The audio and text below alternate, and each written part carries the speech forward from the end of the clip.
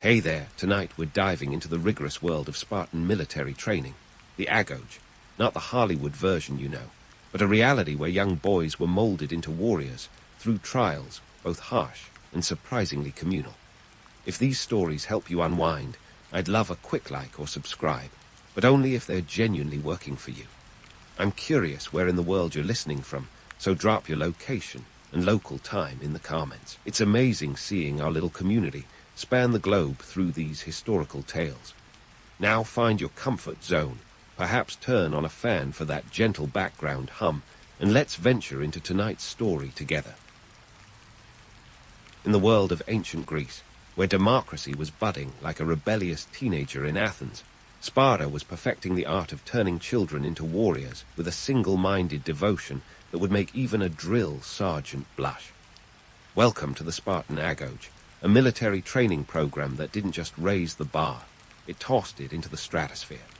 You see, the Agoge wasn't just a school. It was a crucible of endurance, discipline, and all the charming elements of a survival reality show, minus the luxury of a camera crew to call for help. So, where did this brutal boot camp come from? Let's wind the clock back to around the 7th century BC. Sparta was not content with being just another city-state in Greece. It wanted to be the heavyweight champion of the Hellenic world. To get there, they needed warriors. But not just any warriors. Sparta wanted the creme de la creme, the kind who'd eat nails for breakfast and ask for seconds. Thus, the Agoge was born, a system designed to churn out elite fighters like an ancient version of a military academy on steroids. Now, before you start daydreaming about noble warriors in shining armor, let's hit the brakes. The romanticized image of the Spartan warrior, with rippling muscles and a permanent grimace, is only half the story. Other half is a grim tale of childhoods marred by hardship and discipline so severe it would make a Victorian boarding school look like a day at Disneyland. Boys were plucked from their families at the tender age of 7. Yep, 7, where most kids today are just figuring out how to tie their shoes. These young lads were thrust into a world where crying was as welcome as a rainstorm at a picnic. But why start so young? For the Spartans, the answer was simple. Forge them early, and forge them hard. The Agoge was their answer to the question of how to create a society where strength and toughness weren't just admired, but were the very currency of existence. It was a society obsessed with military prowess, where being a warrior wasn't just a career. It was the only ticket to respect and honor. And oh, the rigor of this training. Forget about plush dormitories and 3 square meals a day. Spartan boys slept on beds made of reeds, which they had to gather themselves without the aid of a handy Home Depot. It was all part of a deliberate strategy to toughen them up, teaching them to embrace discomfort like an old friend. Meals were sparse and deliberately bland. In fact, food was so scarce that boys were encouraged to steal to supplement their diet. But here's the kicker. If you got caught, it wasn't the stealing that got you in trouble. It was the incompetence of being caught in the first place. Talk about a life lesson in cunning. So, what's the big deal about all this suffering, you ask?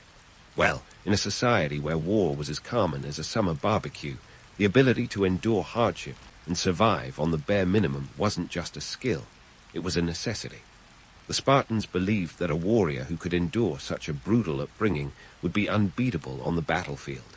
And let's be honest, it takes a special kind of resilience to march into battle with the memory of childhood discipline etched into your very bones.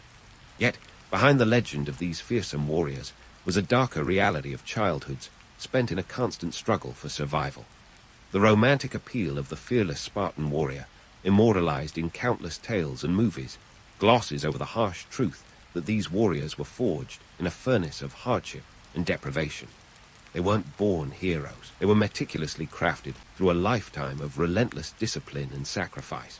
As we peel back the layers of myth and look beyond the polished armor, we find a society that was ruthless in its pursuit of military excellence. The Agoge was more than just a training program. It was the very heart of Spartan society, shaping boys into men who could hold the line in battle and uphold the rigid values of their city-state. These were not just warriors. They were the embodiment of Spartan ideals, living testaments to a way of life that demanded everything and gave little in return. The Agoge was a brutal, unyielding system that took young boys and turned them into warriors of legend. It was a program that left no room for weakness, where the strong thrived and the weak, well, let's just say they didn't get a participation trophy. And so, as we delve deeper into the world of the Agoge, remember that the path to becoming a Spartan warrior was not one of glory and honor, but one of sacrifice and relentless discipline. And so, as we march further into the heart of the Agoge, let's trade our rose-tinted glasses for a pair that sees the grit beneath the glory. Picture this: a young Spartan boy, barely old enough to understand the concept of weekend, is thrust into a regime that would make a modern boot camp look like a spa retreat. We're talking about a daily grind where physical exercises were as routine as brushing your teeth, but with considerably more sweat and tears involved. From dawn till dusk, these boys were put through their paces. Think military CrossFit, but with the added bonus of no rest days. Running, jumping, wrestling, these weren't just exercises. They were the building blocks of Spartan survival. Take running, for instance. These little warriors in training would run miles, often barefoot, over rough terrain. The idea wasn't just to build stamina, but to toughen their feet until they resembled something more akin to leather than skin. By the end of a session, their feet could probably double as shields, and that was precisely the point. But wait, it gets better, or worse, depending on your perspective. Combat training was the crown jewel of this brutal curriculum. Armed with wooden swords and shields, the boys would spar with each other, learning the art of war through a series of painful trial and error. No mercy was shown, and injuries were as common as the morning dew. The instructors made sure that every punch, every blow, was a lesson in resilience. If you thought dodgeball was intense, try dodging a wooden spear aimed at your torso. Now, let's talk about those infamous stealth missions. If you've ever wondered why Spartans were so good at sneaking around enemy camps, here's your answer. As part of their training, boys were encouraged to steal food to supplement their meager rations. The catch: they had to do it without getting caught. The punishment for failure was severe, not for the act of stealing, but for the lack of stealth.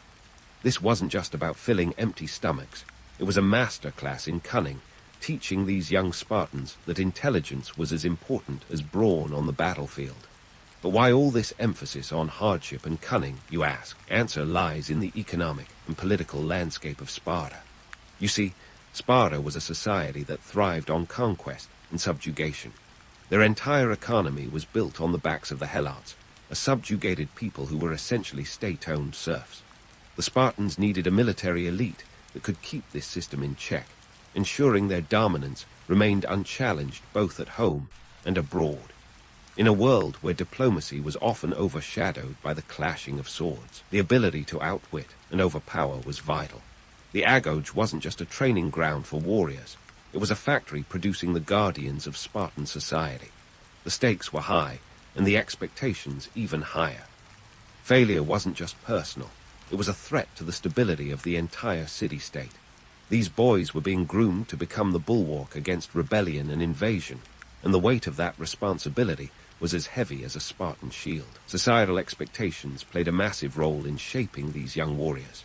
In Sparta, the concept of honor wasn't just a word thrown around lightly. It was a core value, woven into the fabric of daily life. A Spartan's worth was measured by his ability to fight and defend the state. From an early age, these boys were taught that their lives were not their own. They belonged to Sparta, and their ultimate duty was to serve and protect it, even at the cost of their lives. It was a harsh reality, but one that was embraced with a stoic acceptance that would make a philosopher proud. But lest we paint too bleak a picture, let's not forget the camaraderie that emerged from this shared hardship. These boys, despite the rigors they faced, formed bonds that were as strong as the steel they wielded. They learned to rely on one another, to trust and support each other in a way that transcended the brutality of their training. This brotherhood was a crucial element of Spartan military success, fostering a unity that proved unbreakable in the heat of battle. So, as we navigate the grueling daily routines of the Agoge, let's strip away the romantic myths and see the system for what it truly was. A harsh, unyielding crucible designed to forge not just warriors, but the very essence of Spartan society. It's a tale of sacrifice and discipline, of boys turned into men under the relentless sun of the Peloponnese. As we continue this journey, remember that the path to Spartan glory was paved with more than just valor. It was built on the backs of those who endured, and sometimes those who fell by the wayside, unsung but not forgotten. as we leave behind the sweat-soaked training grounds of the Agoge, where young Spartans were sculpted into warriors with the finesse of a blacksmith hammering out a blade. Let's wade into waters less roiled by the clang of wooden swords. Spartan education wasn't just about turning boys into brawny soldiers. It was a full-body experience, mentally and culturally. Yep, these Spartan kids didn't just learn how to fight. They learned how to dance, sing, and even read a bit. Surprised? Well, hold on to your heart plans, because this part of the Agoge is as unexpected as a plot twist in a rom-com. Picture this.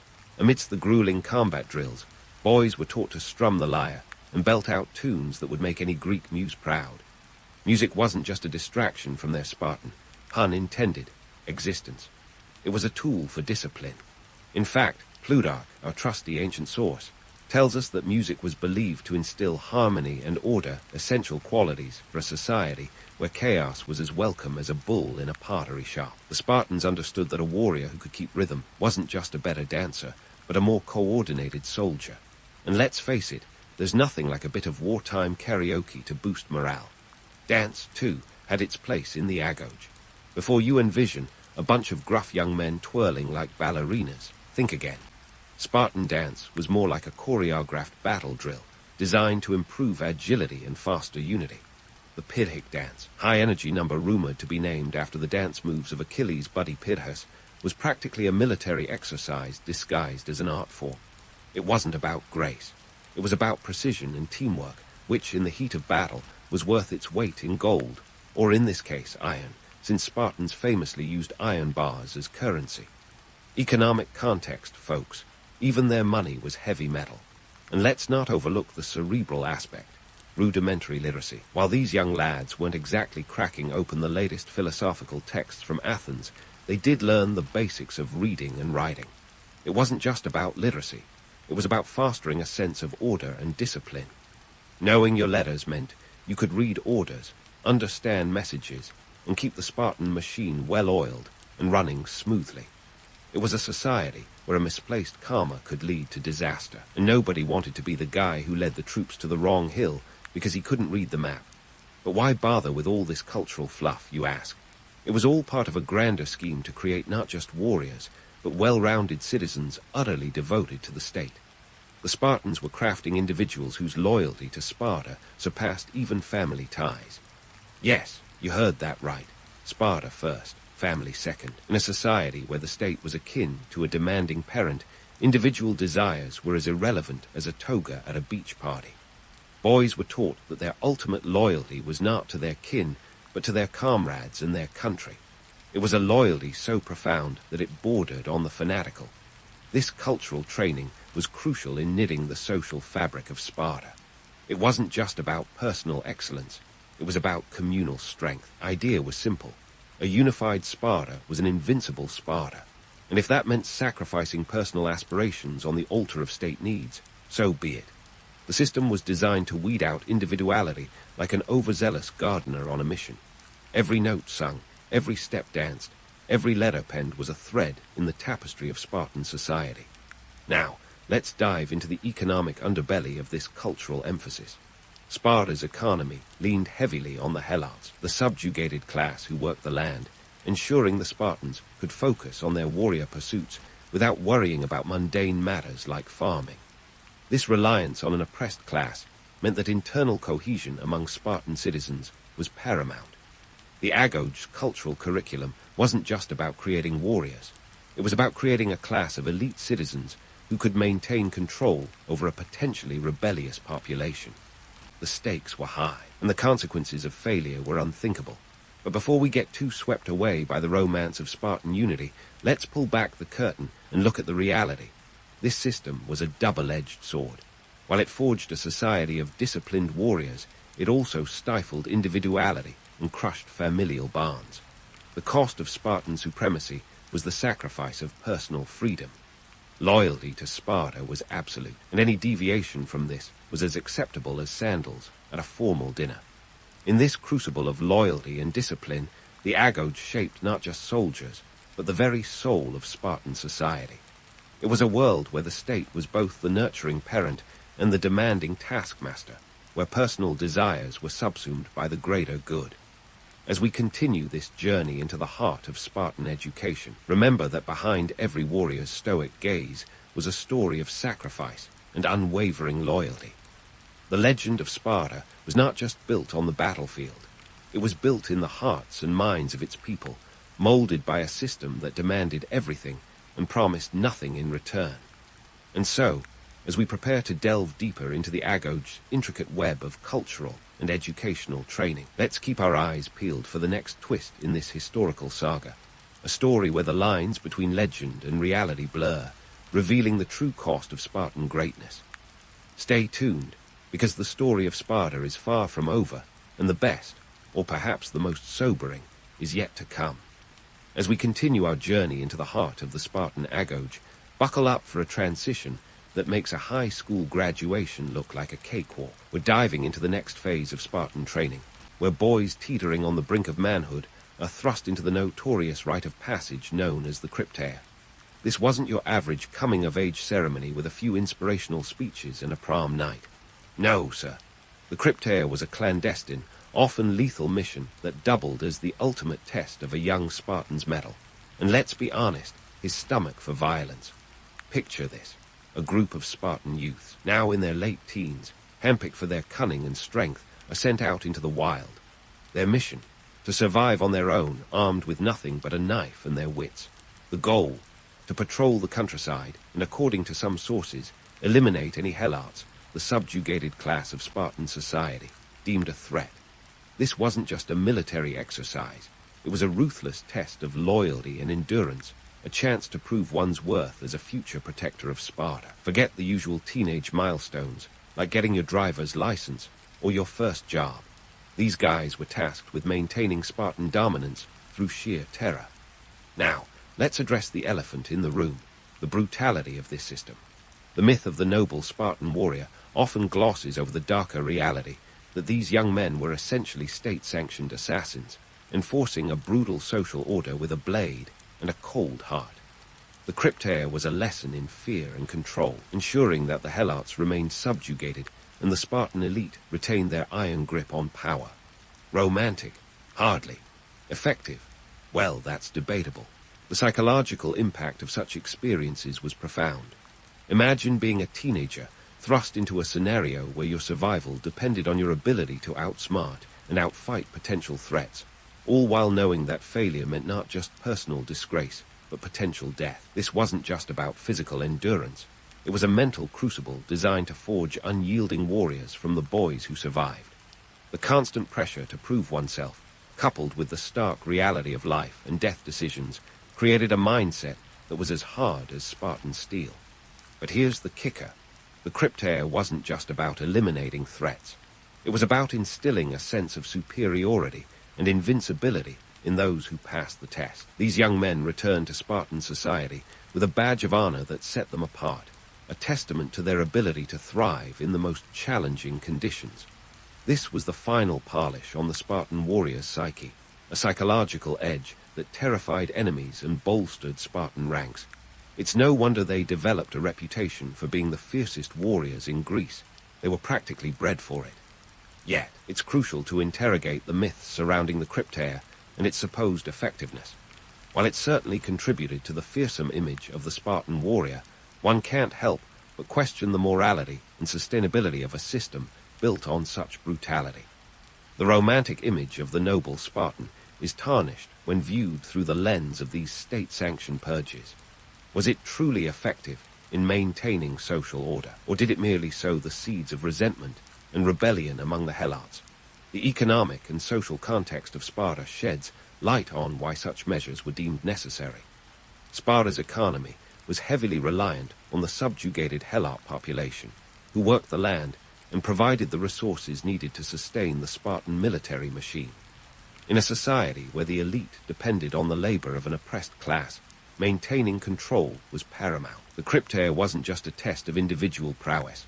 It was a calculated move to assert dominance and prevent uprisings. The stakes were high, and the consequences of failure were unthinkable for the Spartan elite. So, let's strip away the romantic veneer of the Spartan warrior and confront the harsher reality. The path to Spartan glory was entwined with a system of oppression and control. The cryptare was a testament to this brutal rite of passage that exposed the darker side of Spartan society. It was a system that demanded absolute loyalty and offered little in return, except the chance to be part of an elite that ruled through fear and strength. As we continue to unravel the layers of Spartan society, let's not forget the duality of their legacy. The legend of Sparta is a seductive one, filled with tales of heroism and valor. But beneath the surface lies a story of sacrifice and brutality, a reminder that the path to greatness is often paved with uncomfortable truths. As we delve deeper into the Spartan world, the line between myth and reality blurs, revealing the true cost of the warrior's path, a cost measured not just in physical endurance, but in the psychological toll it exacted on those who walked it. Stay with us as we explore more of this fascinating history, with its twists and turns that continue to captivate and challenge our understanding of the past. The story of Sparta is far from over, and the next chapter promises to reveal even more about the relentless pursuit of power and control that defined this legendary city-state. As we traverse the winding path of Spartan history, it's time to confront the lasting legacy of the Agoge. This infamous institution that turned boys into warriors had a ripple effect that extended far beyond the rugged hills of Laconia. Fast forward a couple of millennia, and you'll find the ghost of the Agoge haunting modern discussions on discipline and education like a particularly strict gym teacher. But let's not get ahead of ourselves. First, we need to unravel how this ancient boot camp left its mark on Spartan society, and by extension, the world. The Agoge was the backbone of Spartan society, a relentless training regimen that demanded everything from its participants and promised little more than a chance to serve the state. In a world where personal desires were as irrelevant as sandals in a snowstorm, the Agoge instilled a fanatical sense of duty to Sparta. Boys entered this crucible at age 7 and emerged, if they were lucky, as hardened warriors ready to defend their homeland. Yet, this wasn't just about creating soldiers. It was about shaping citizens who placed the collective needs of Sparta above all else. This Spartan devotion to discipline and austerity has captivated imaginations for centuries. It's the kind of story that makes for great cinema. Cue the slow-motion sword fights and dramatic orchestral scores. But for every six-pack abs on screen, there's a harsh reality lurking offstage. The romance of the Spartan warrior, the noble hero fighting for glory, conveniently glosses over the personal sacrifices made at the altar of state supremacy. The Agoge's legacy is a double-edged sword, admired for its ability to instill discipline and criticized for its brutal methods and dehumanizing demands. The impact of the Agoge on Spartan society can't be overstated. It was a well-oiled machine that maintained the social hierarchy and ensured the Spartan elite stayed on top. The Helots, the subjugated underclass, were kept in check by this elite cadre of warriors, their lives a constant reminder of the brutal social order enforced by the Agoge graduates. This wasn't just about military dominance. It was about preserving a way of life built on the backs of the oppressed. And while the Spartans may have been masters of the spear and shield, their economy relied heavily on the exploitation of others, a fact often conveniently left out of the romantic narratives. So, what does the Agoge teach us today about discipline and education? For starters, it highlights the allure of strict, no-nonsense training regimes, promising to turn the average Joe into a lean, mean, disciplined machine. It's a narrative that reappears in everything from military boot camps to self-help gurus preaching the gospel of grit and perseverance. Yet, there's a cautionary tale here too, one that warns against the dangers of sacrificing individuality and compassion on the altar of discipline. The Agoge has also left its mark on our understanding of leadership and teamwork. Spartans were taught that their worth was tied to their ability to contribute to the greater good, a sentiment that echoes in modern team-building exercises and leadership seminars. The idea that a well-coordinated group can achieve more than any individual is a lesson as old as time and as relevant today as it was in ancient Sparta. However, it's important to remember that the Spartans achieved this unity through fear and control, not mutual respect and collaboration. There's a fine line between discipline and tyranny, and the Agoge walked it like a tightrope artist on a windy day. But let's not get too swept away by the romance of Spartan discipline. As we peel back the layers of myth, we find a society that held its citizens in an iron grip, demanding absolute loyalty and offering little in return. The Agoge was a system that left no room for weakness, where the strong thrived and the weak were cast aside like yesterday's scrolls. It was a society that prized conformity over creativity, where deviation from the norm was as welcome as a Spartan hoplite at an Athenian symposium. In the end, the legacy of the Agoge is a complex tapestry of admiration and critique. It challenges us to consider the true cost of discipline and the sacrifices made in its pursuit. It forces us to question the romanticized view of the Spartan warrior, to see beyond the polished armor and into the harsh realities of a life spent in service to the state. And as we reflect on this ancient institution, we are reminded that the path to greatness is often paved with uncomfortable truths, truths that echo through the ages, challenging our understanding of discipline, education, and the very nature of human society. So, as we close the book on the Agoge, let's take a moment to appreciate the enduring lessons it offers. It's a story of sacrifice and resilience, of a society that demanded everything from its citizens and left behind a legacy that continues to captivate and challenge us today. The legend of Sparta lives on, a testament to the power of discipline and the relentless pursuit of excellence. But as we celebrate the warrior spirit, let's not forget the human cost of such pursuits, a cost that echoes through time, reminding us that greatness is rarely achieved without sacrifice. Long before the Greeks thought of democracy and toga parties, there was the Minoan civilization, thriving on the Mediterranean island of Crete around 2000 BCE. Now, Crete wasn't just some random blob in the sea. It was strategically parked at the crossroads of Africa, Asia, and Europe. Imagine a GPS-laden Mediterranean yard, if you will. This prime location made Crete the bustling Venice of the Bronze Age, a hotbed of trade, cultural fusion, and, naturally, some serious wealth. The Minoans, named after the legendary King Minos, who may or may not have been real, but hey, let's not ruin a good story, were the rock stars of their time. Their civilization was organized, boasting a complex societal structure that would put modern suburban neighborhood associations to shame. The Minoan society was divided into classes, with a ruling elite that lived in sprawling palaces, the most famous of which was Knossos. This wasn't just a palace. It was an ancient metropolis, complete with plumbing and frescoes that would make Michelangelo green with envy. Economically, the Minoans were rolling in it, thanks to their mastery of maritime trade.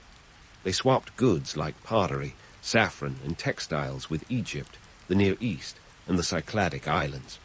This trade network was the ancient equivalent of having an Amazon Prime membership, but better because it included exotic goods and maybe a few less cardboard boxes. The influx of wealth fueled a cultural renaissance, where art and athletics weren't just pastimes, they were a way of life. Now, let's talk about their cultural inclinations, which leaned heavily towards the arts and athletics, often with a twist of danger that would make any modern extreme sports enthusiast take note. The Minoans were big on frescoes, so much so that they didn't just hang them, they lived in them. Their walls were covered with vibrant depictions of nature, religious rituals, and athletic feats. And speaking of athletics, enter the spectacle of bull leaping. Bull leaping was a cultural phenomenon that combined sports, religion, and a dash of madness. Picture this: young Minoans, dressed in nothing but loincloths and courage, sprinting head-on toward a charging bull. Their goal, to grab the bull by the horns, literally, and somersault over its back. It sounds like a scene from a Mythbusters episode gone wrong, but for the Minoans, it was the ultimate display of skill and grace. The appeal was partly religious, as bulls were sacred and connected to their goddess worship, but it was also about showing off some serious acrobatics. Why bulls, you ask? Well, in a civilization that worshipped the bull as a symbol of power and fertility, this sport was both a tribute and a thrill ride. It was their version of X Games, minus the skateboards, and plus a whole lot more risk of being gored. This wasn't just a pastime for the adrenaline junkies of the ancient world. It was central to Minoan identity, a testament to their connection to nature and the divine. The Minoans weren't just captivated by the bull's prowess.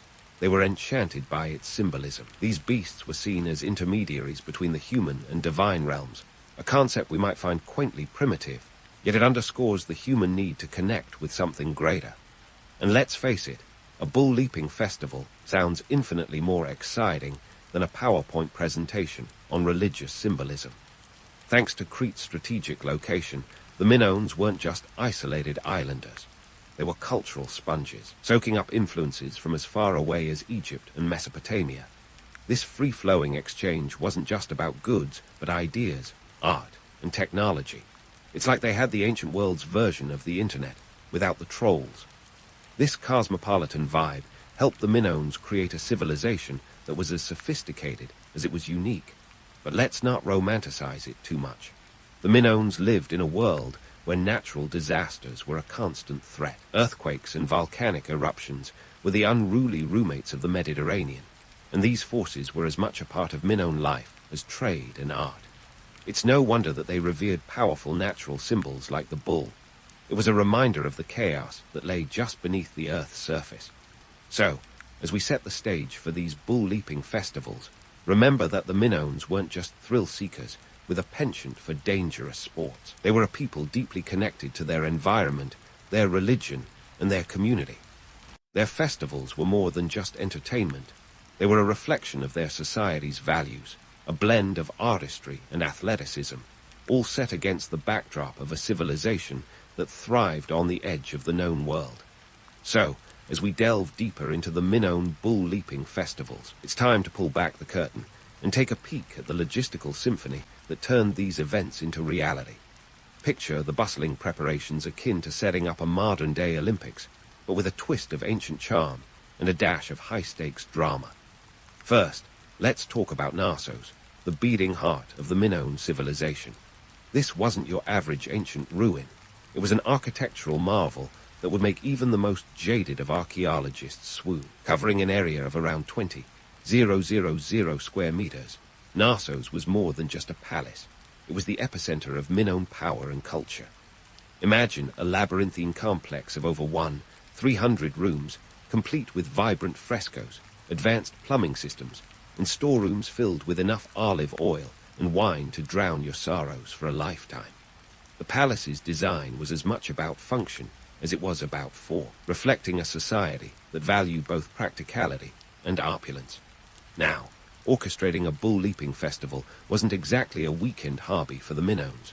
It was a full-blown production that required meticulous planning and resources. The preparation would start months in advance, involving everything from training the athletes to selecting the right bulls. These weren't your garden variety cattle. They were the ancient equivalent of thoroughbred racehorses, bred for their agility and strength. The cost of maintaining these bulls was no small change either. Feeding and caring for these majestic creatures was the Minoan version of maintaining a luxury sports car, expensive but oh so worth it when showtime arrived. And let's not forget the human performers, the daredevils of the Bronze Age. These athletes were the creme de la creme, selected from the finest stock of Minoan youth. A training regimen was likely as rigorous as any modern athletes, honing their bodies and minds to face the challenge ahead. It's easy to romanticize these young daredevils as fearless heroes, but let's not kid ourselves. This was a dangerous game, with stakes that included, quite literally, life and limb. Each leap over a thundering bull was a calculated risk, a dance with death that could end in triumph or tragedy. The festival itself was a social and religious extravaganza. Picture it, the Minoan elite gathering in their finest garb, ready to witness the spectacle amid a cacophony of music, chants, and cheers. This was more than just entertainment. It was a display of Minoan wealth and power, a testament to their ability to orchestrate such grand events. It was also a religious ritual, deeply intertwined with their beliefs in the divine and the natural world. Bulls, in Minoan culture, were sacred symbols of strength and fertility, their presence a nod to the gods that governed their existence. Yet, for all its grandeur, it's crucial to peel back the layers of romanticism and examine the festival's reality. Archaeological finds, such as frescoes and artifacts, provide a window into this world, but they don't tell the whole story.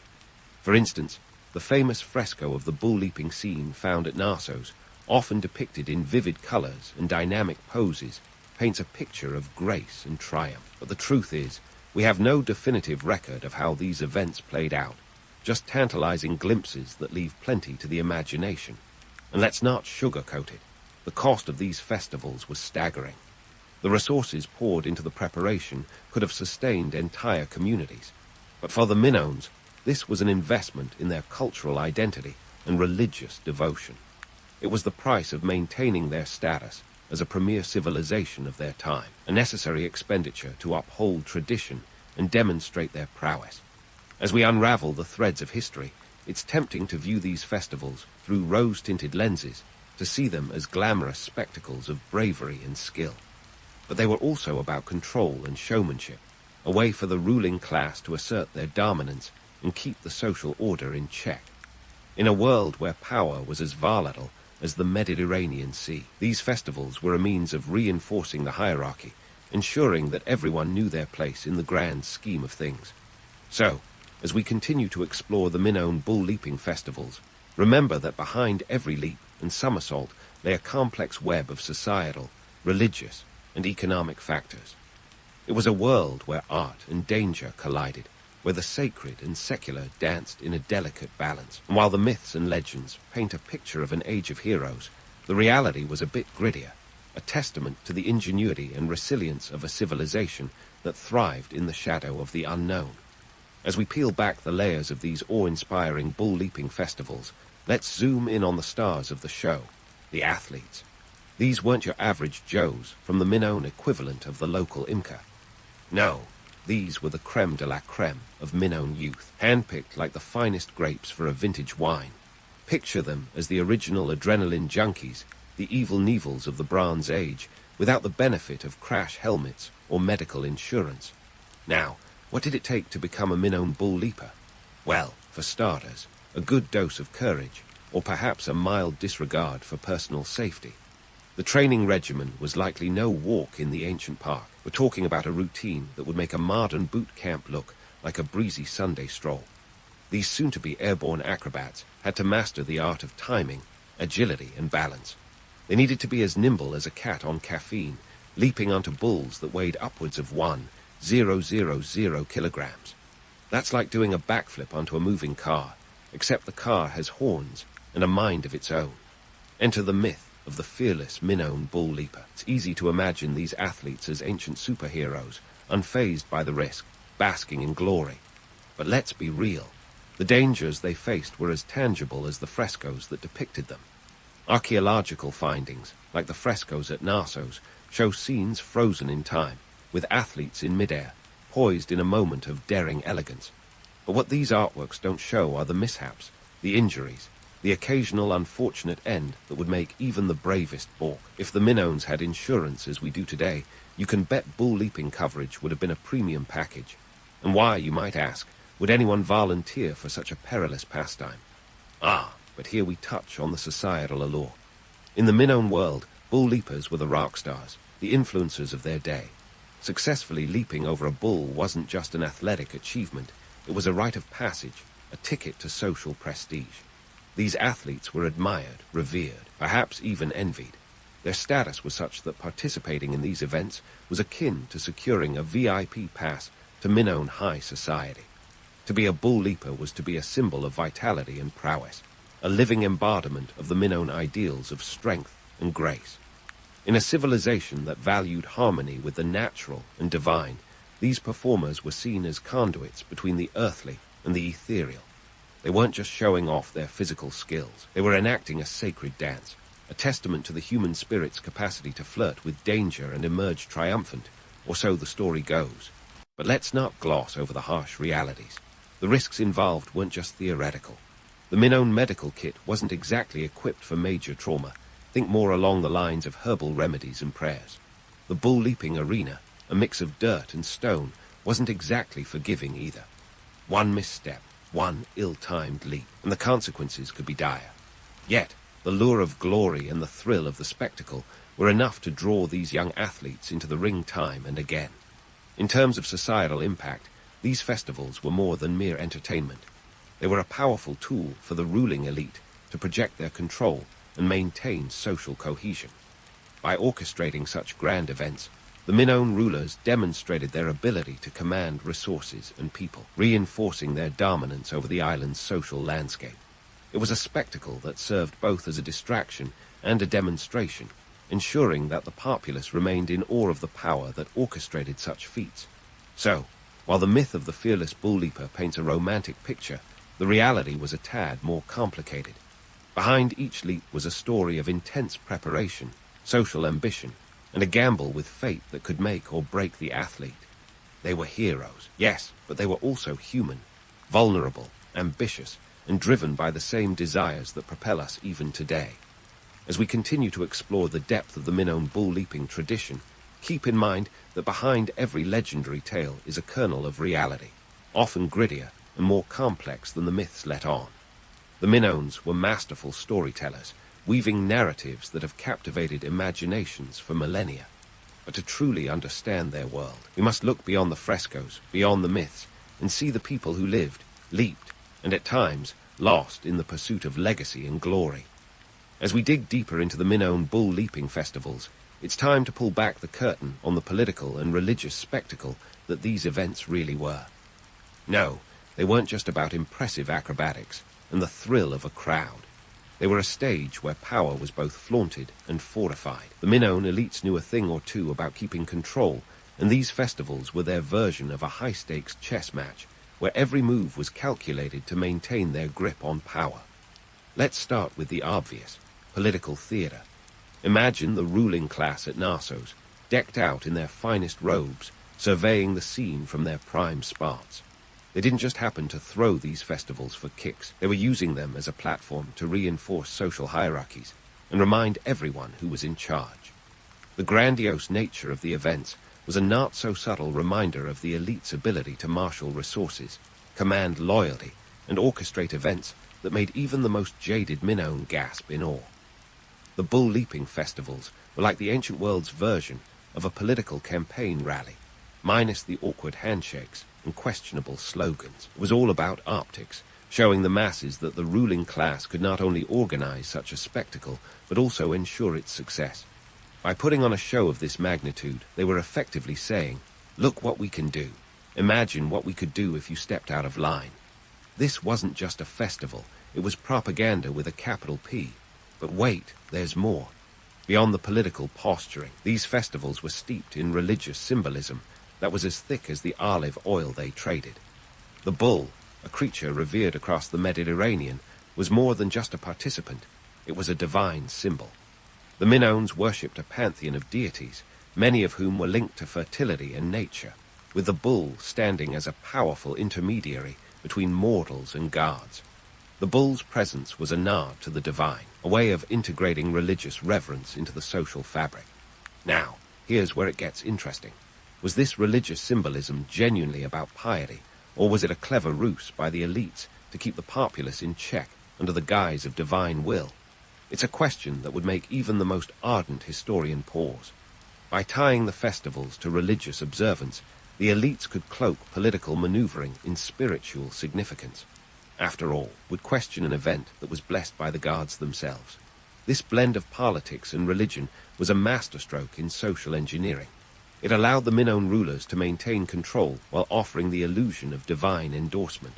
The festivals became a tool for reinforcing the natural order, a way of saying, "The gods favor us, so you should too." And while the masses might have been captivated by the spectacle, it's likely they were also aware, on some level, of the power dynamics at play. But let's not get too cynical. The romantic allure of these bull-leaping festivals is undeniable.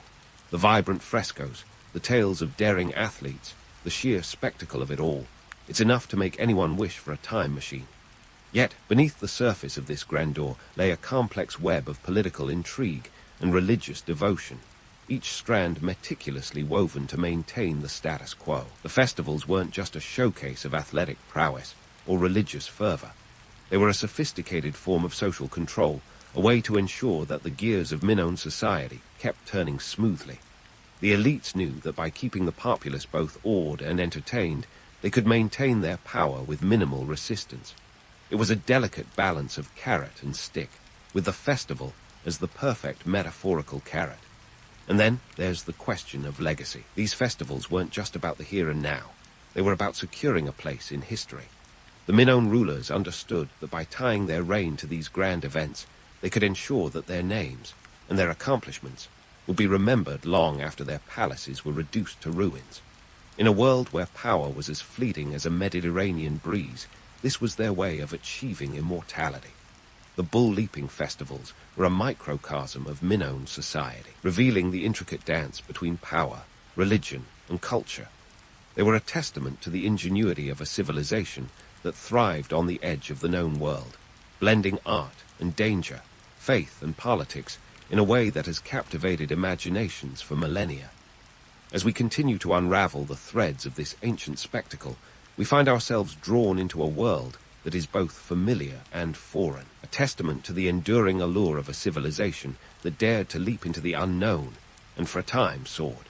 So, as we stand on the precipice of understanding the decline of the Minoan civilization, let's use these bull-leaping festivals as a kaleidoscope to view the broader societal changes that unfolded. The Minoans, those Mediterranean maestros, seem to have it all. Yet, like any good drama, their story had a twist, and it wasn't the kind you could leap over with a somersault. First, let's talk tectonics, Mother Nature's version of a plot twist. Around 1450 BCE, the island of Thera, modern-day Santorini, decided to stage its own pyrotechnics show. The eruption was so colossal, it makes Vesuvius look like a backyard bonfire. This wasn't just any explosion. It was a volcanic event that sent shockwaves across the Aegean. The Minoans, living on an earthquake-prone island, were no strangers to natural disasters, but this one was a game-changer. Tsunamis likely followed, and the subsequent ash clouds weren't doing any favors for agriculture. Imagine trying to grow your ancient grains under a perpetual grey sky. It's a wonder they didn't just give up and start importing from Egypt. Then there's the economic angle. The Minoans were the ancient world's version of Wall Street traders, but with boats instead of Bloomberg terminals. Their wealth was built on trade, a finely tuned network spanning from Egypt to the Middle East. However, the Thera eruption disrupted these trade routes like a rogue wave capsizing a ship. With trade curtailed, the economy took a nosedive faster than a bull leaper mistyming a jump. Suddenly, all those frescoes of prosperity seemed more like nostalgic reminders of better times than the current reality. And let's not forget the human element in this saga: external invasions. Enter the Mycenaeans, the mainland Greeks who were perhaps a bit envious of their island neighbors' opulent lifestyle. These newcomers saw an opportunity in the Minoan vulnerability and seized it, quite literally.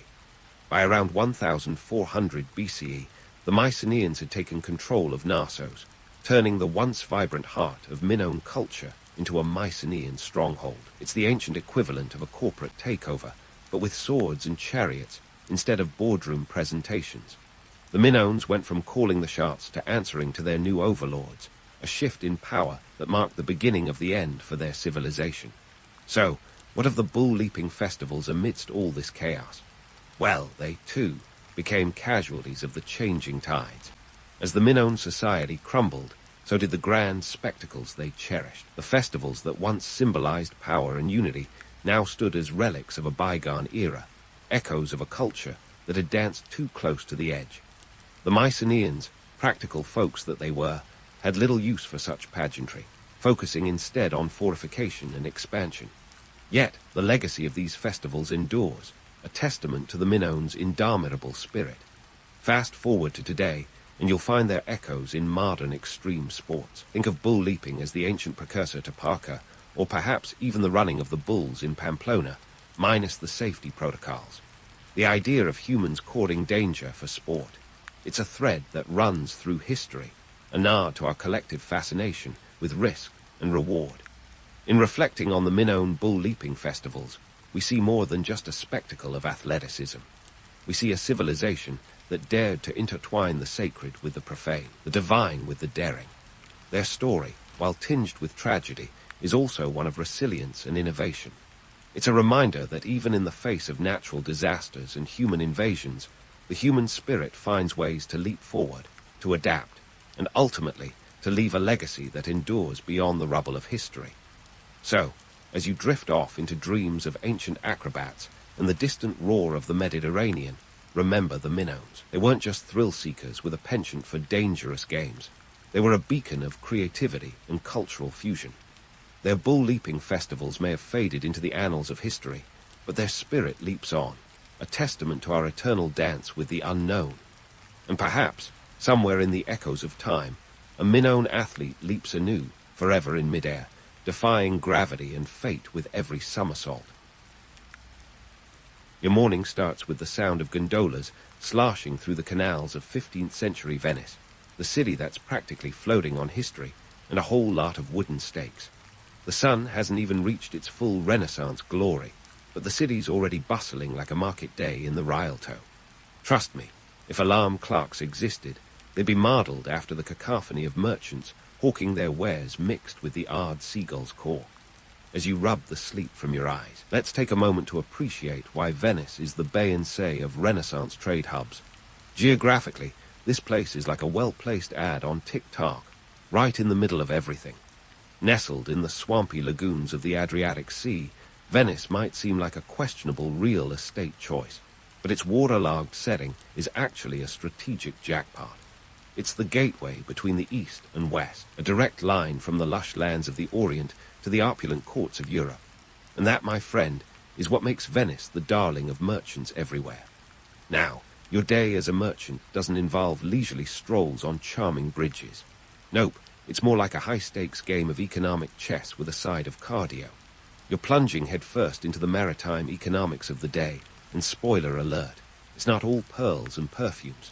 See, your job revolves around the thriving trade routes snaking their way across continents like particularly ambitious vines. The Silk Road might be the most famous one, but in your world, the sea is king. Ships set sail from Venice to the east, laden with wool, metals, and weapons, returning heavy with spices, silks, and the kind of exotic goods that make European nobility swoon. And let's talk about spices for a second. These little treasures are the cryptocurrency of the 15th century, worth their weight in gold, literally. The pepper trade alone is enough to keep your coffers jingling. A pound of it might cost you a mere 2 ducats in Alexandria, but back home it sells for about 80 ducats. That's a markup that would make even modern-day tech giants blush. And you thought your last Amazon purchase had a silly shipping fee. But before you get too comfortable counting your future ducats, let's debunk some myths. The life of a Venetian merchant isn't all exotic goods and opulent banquets. There's the small matter of tariffs, those pesky little financial vampires that nibble away at your profits. As you navigate through the bureaucratic labyrinth of the Doge's custom houses, you might feel your soul leaving your body. Tariffs on imported goods can range from a modest 5% on grains to a steep 20% or more on luxury items like silk and spices. The Doge, Venice's head honcho, loves his slice of the pie, and he's not shy about taking it. And while we're shattering romantic illusions, let's discuss sea monsters. No, not the mythical kind with scales and teeth, though that would be a fun story. We're talking about pirates, the real monsters of the sea. These guys are the original disruptors, and they're not here to innovate. They're here to relieve you of your precious cargo, and possibly your head. The waters around Venice are teeming with these maritime muggers, turning every voyage into an episode of Survivor. Renaissance seas. You've got to outsmart them, often paying off your own private armada of muscle to ensure your goods make it through unmolested. Now, as you navigate your way through the city, you can't help but notice the blend of architectural grandeur and the practical grit of daily commerce. The Rialto Bridge is more than just a pretty backdrop for your morning commute. It's the heart of the city's trading district. Here, the air is thick with the scent of spices, the clamor of haggling voices, and a touch of canal perfume that makes you grateful for the spices. It's like Wall Street, but with more gondolas and fewer ties. As the morning unfolds, you're caught in the ebb and flow of the market's rhythmic chaos. You strike deals, haggle over prices, and occasionally dodge the local pickpockets, because what's a bustling market without a little street theater? It's a delicate dance where every ducat counts and every handshake seals a pact that could make or break your day. But amidst the hustle, there's something undeniably thrilling. You're part of an economic machine that's propelling Europe towards the modern age. Every spice, every silk, every deal is a thread in the vast tapestry of global trade. It's a heady mix of risk and reward, where fortunes are made and lost faster than you can say Marco Polo. As you pause to catch your breath and perhaps grab a bite of the local fare, something involving a lot of bread and a little bit of everything else, it's clear that the life of a Venetian merchant is a roller coaster of commerce, risk, and a dash of adventure. Sure, myths of endless wealth and leisurely afternoons sipping wine by the canal are tempting, but the reality is 100 times more fascinating. And as the sun climbs higher, the day's just getting started. Get ready, because there's a whole lot more of Renaissance Venice waiting to unfold. And just like that, you're swept along by the throng of merchants and buyers, each with their own dreams of dazzling riches, or, at the very least, a meal that doesn't consist solely of bread and olives. Welcome to the Rialto market, the beating heart of Venetian commerce. It's like stepping into an episode of Renaissance Shark Tank, where everyone's pitching, dealing, and let's face it, occasionally swindling their way to a better tomorrow. This isn't your everyday farmer's market, where you eye fresh produce and maybe grab a latte. No, sir, the Rialto is where economic giants are born, or crushed under the weight of their own ambition. This is where you'll find everything from basic grains to opulent silks, each with its own price tag that would make any modern mall seem like a bargain bin. Speaking of price tags, let's talk numbers. A pound of saffron here is going to set you back about 15 ducats, and considering that a skilled laborer makes just 1 ducat a week, you'd better be sure you're cooking for someone important. Meanwhile, a bolt of silk might cost 80 ducats, a sum that could feed a family for months, if they're okay with a diet of lentils and dreams. And don't even get me started on the precious gems. Those are for the gilded few who probably have more ducats than cents.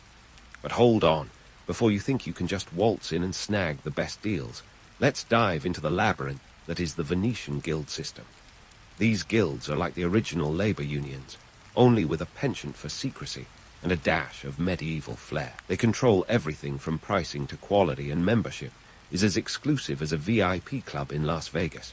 Want to sell spices? Better cozy up to the Spice Merchants Guild, dreaming of dealing in fine textiles. The Cloth Guild will be your gatekeeper.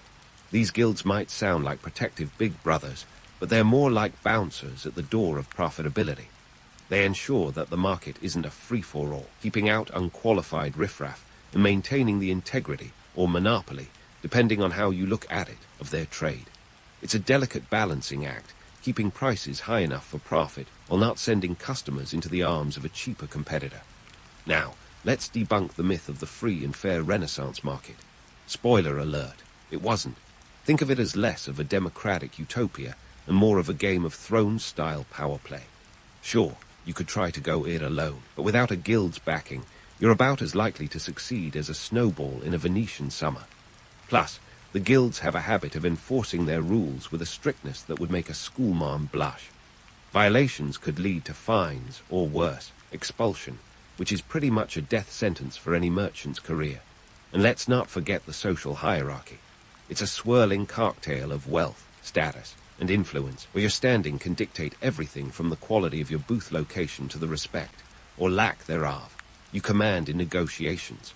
The patricians, those noble families with more money than modesty, reign supreme, while the popolo menudo, or common folk, scuttle around trying to make a ducat or two without getting trampled underfoot. In this world, clever marketing tactics are your best friend. And by clever, I mean borderline devious. Merchants will do anything to make their goods stand out, from elaborate displays to outright lies. If you've ever been tempted by a limited time offer, then you'll appreciate the Renaissance version, claiming that a shipment of silk came from the personal wardrobe of the Sultan himself. Authenticity. Who needs it when you've got a good story? As the sun climbs higher, the market buzzes with the kind of energy that only comes from the mixture of desperation and opportunity. Deals are struck with the slap of a hand, fortunes are whispered behind cupped hands, and every now and then a cry goes up as someone realizes they've been had. But hey, what's commerce without a little drama?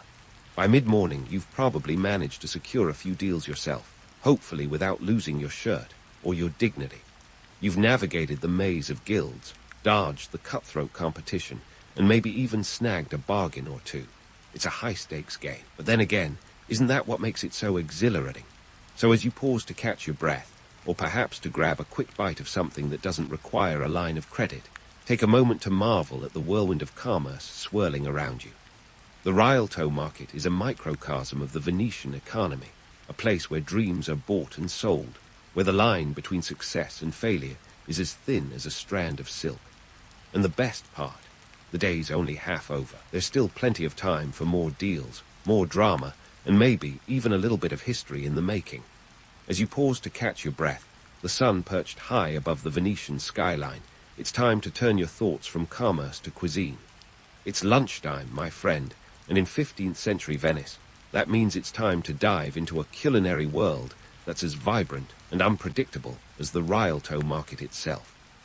Now, you might be imagining a Renaissance table laden with fine china and dainty dishes, but let me stop you right there. This isn't a scene from a Botticelli painting. It's more like a medieval episode of Chopped. Venetian cuisine of the time is a chaotic fusion of imports and experimentation, where the only rule is there are no rules. You've got dishes that would make a modern food critic's head spin, and not always in a good way. Thanks to Venice's prime location as the crossroads of trade, the local diet is peppered, pun intended, with exotic flavors. Spices are the star of the show, and I'm not just talking about a sprinkle of cinnamon in your coffee. We're talking about saffron, nutmeg, and cloves, each more precious than the last. Consider this. A pound of saffron can set you back 15 ducats, a small fortune when you realize that a skilled artisan earns about 1 ducat a week. It's like seasoning your meal with a sprinkle of gold dust. But it's not just spices spicing up the Venetian table. Grains, sugar, and even dried fruits are flooding in from far-off lands. Wheat from the fertile fields of the Po Valley is a staple, while sugar, that sweet siren of the Middle Ages, is a luxury item trickling in from the east.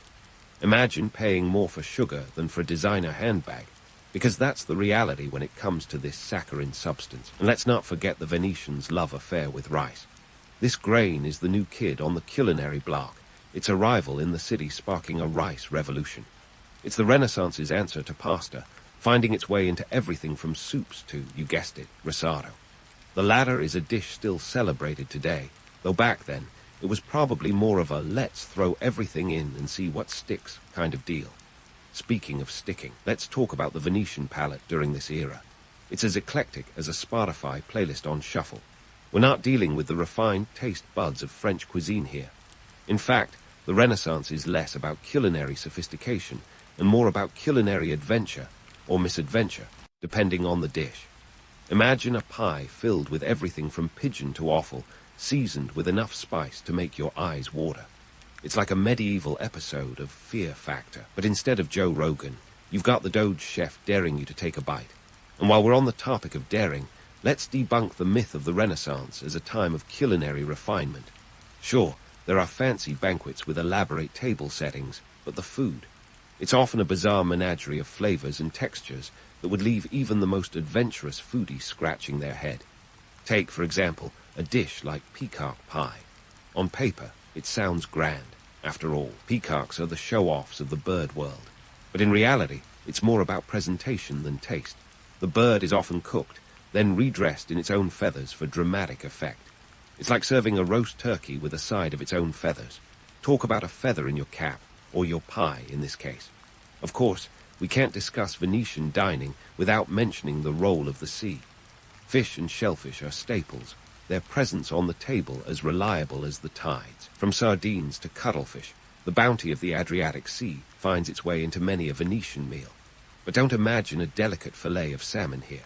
Think more along the lines of a hearty stew or a salted fish dish that would make modern low-sodium diets weak. And let's not forget the wine. Oh, the wine. Venetian merchants import the finest vintages from the Mediterranean, but the locals are not above experimenting with their own concoctions. Mulled wines, spiced with cinnamon and cloves, are popular, offering a warm embrace on a chilly lagoon evening. It's the Renaissance version of a pumpkin spice latte, but with a kick that'll have you singing gondolier tunes in no time. So as you take a moment to savor your midday meal, remember that Venetian cuisine in the Renaissance is anything but predictable.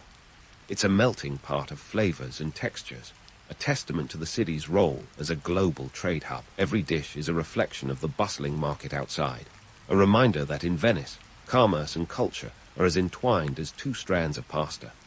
The city's cuisine is a microcosm of its economy, where the exotic becomes the everyday, and the everyday is anything but ordinary. With each bite, you're not just tasting food, you're tasting history, rich with the flavors of trade and travel, a culinary tapestry woven from the threads of East and West. And as you finish your lunch, it's clear that in Venice, even a simple meal is a journey that's only just begun. As you finish your lunch, that delightful mashup of global flavors still tingling on your tongue, the afternoon sun casts a warm glow over the canals of Venice. It's time to leave culinary adventures behind and dive into the murky waters of Venetian politics. Buckle up, because this isn't your average stroll through a democratic utopia. No, Venice's political scene is more like a medieval version of House of Cards, with enough intrigue and power placed to keep even the most seasoned politicos on their toes. First, let's talk about the Doge, the big cheese of Venetian governance. Contrary to popular belief, the Doge isn't a king, but he sure does have a pretty sweet gig. Elected for life, the Doge is supposed to serve as a figurehead, a symbol of stability and continuity. But don't let that serene facade fool you. Behind the embroidered robes and solemn ceremonies, you'll find a dance of power that would put any reality TV show to shame.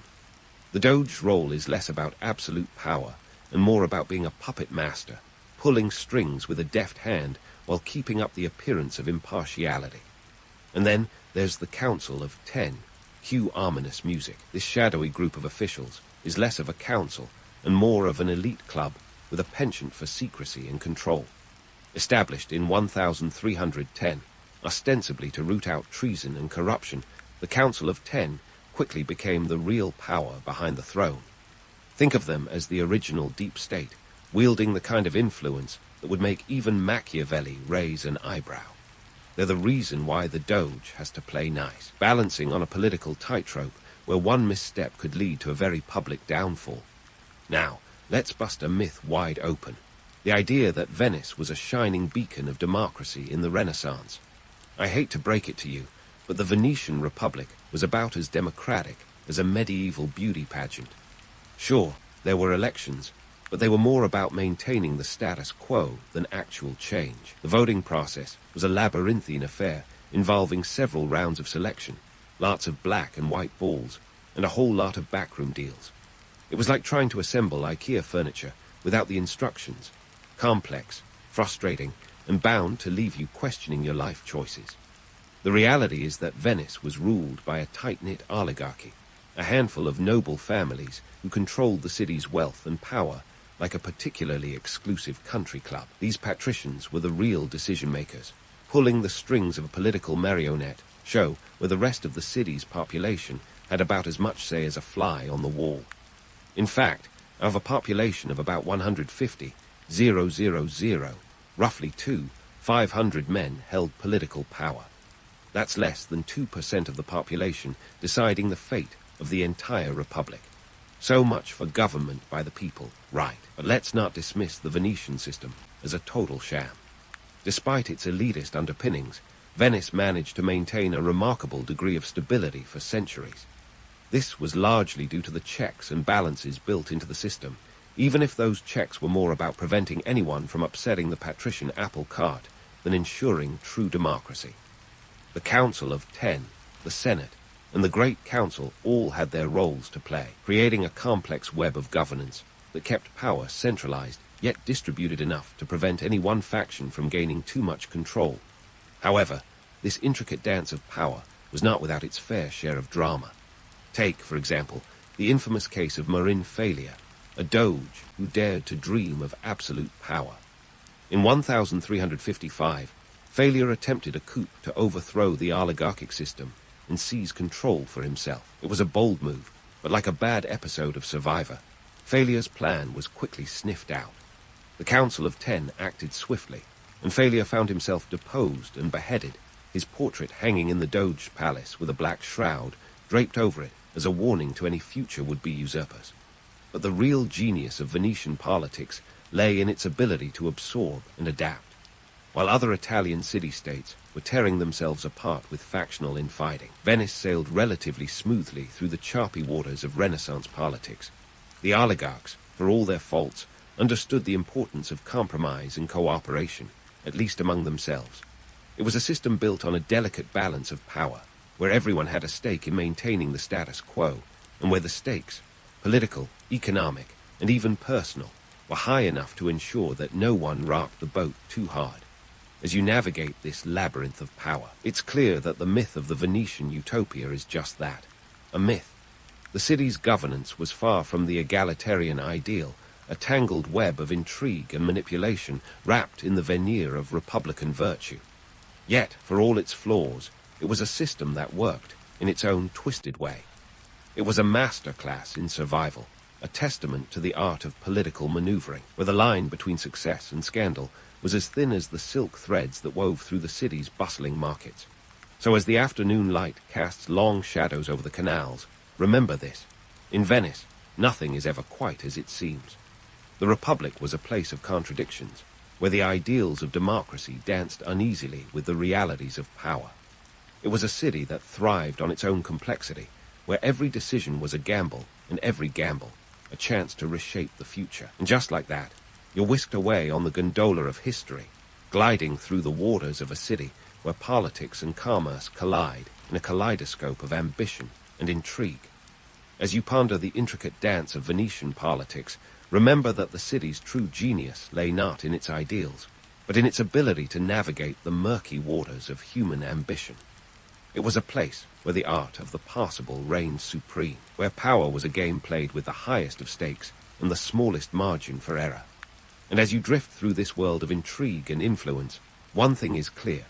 In Venice, the line between history and legend is as fluid as the waters that lap at its shores. Now, as the sun dips low and casts a golden hue over the canals, we turn our attention to the cultural pulse of 15th century Venice, a city that embraces art as fervently as it does commerce. But don't get swept away by the romantic image of a city in perpetual artistic bloom. Let's peel back the layers and see what's really fueling this cultural renaissance. Spoiler, it's not just the muses whispering sweet nothings into the ears of painters and poets. First off, let's talk patronage. In the Venice of the 1400, art isn't just about self-expression or capturing the ethereal beauty of a sunset over the lagoon. No, it's as much about power and prestige as it is about aesthetics. The wealthy elite, those patrician families with ducats to spare, are the real engines driving the art world.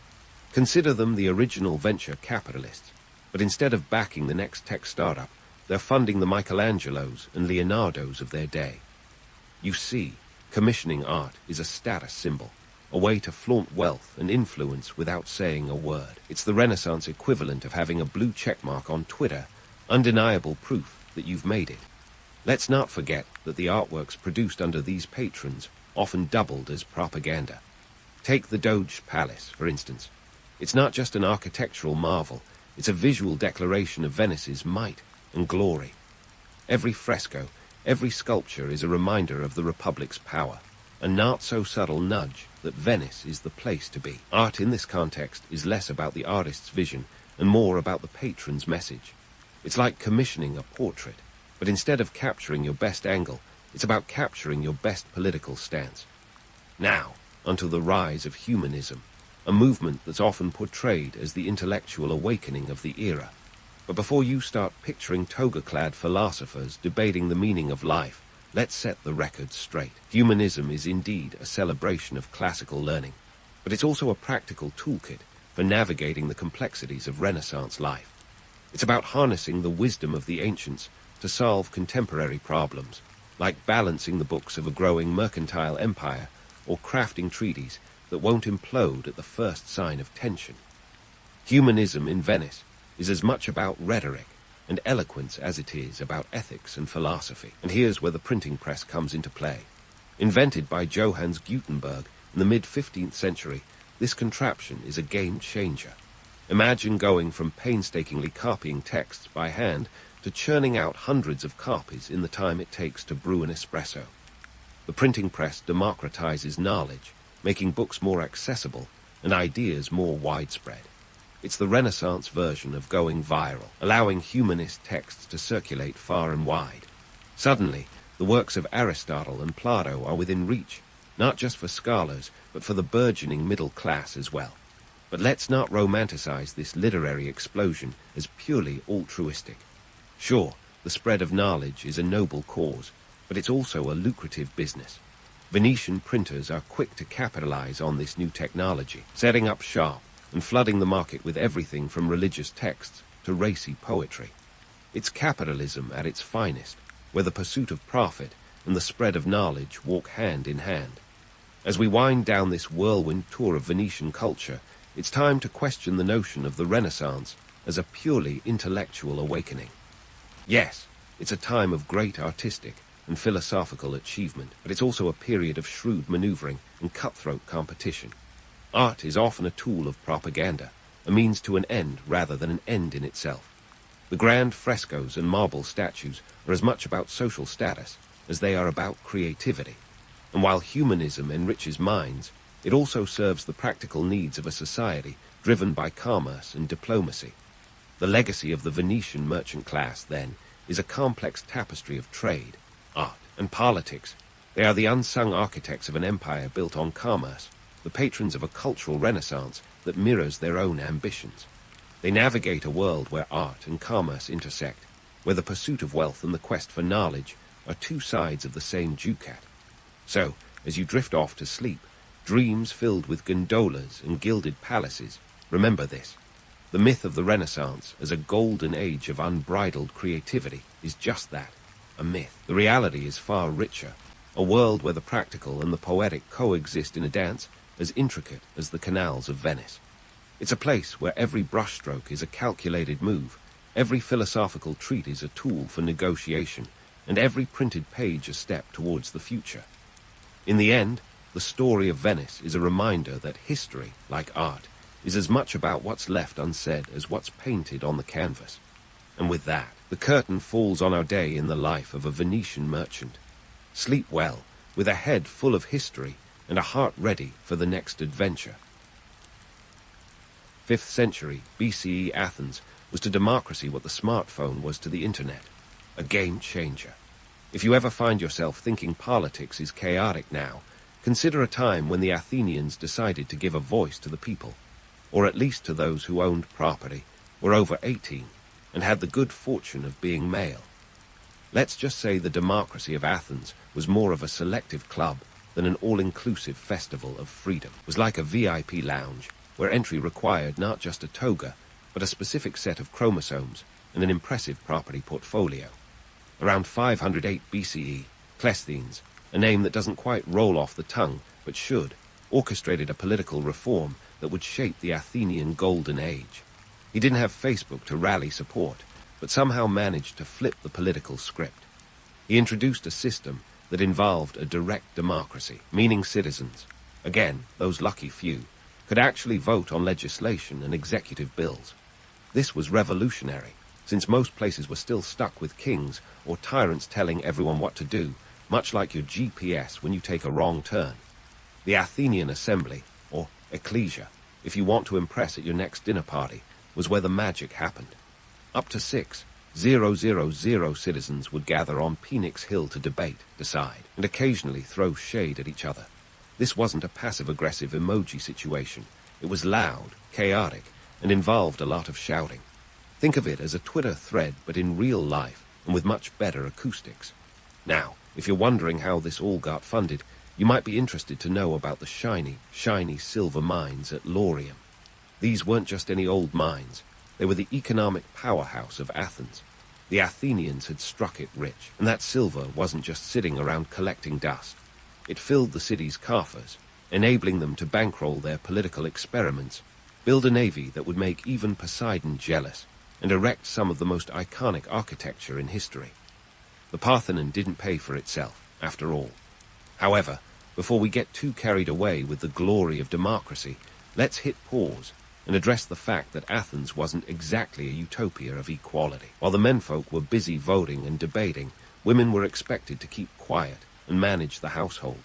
Slaves, who made up about a third of the population, weren't exactly invited to the Democratic Party either.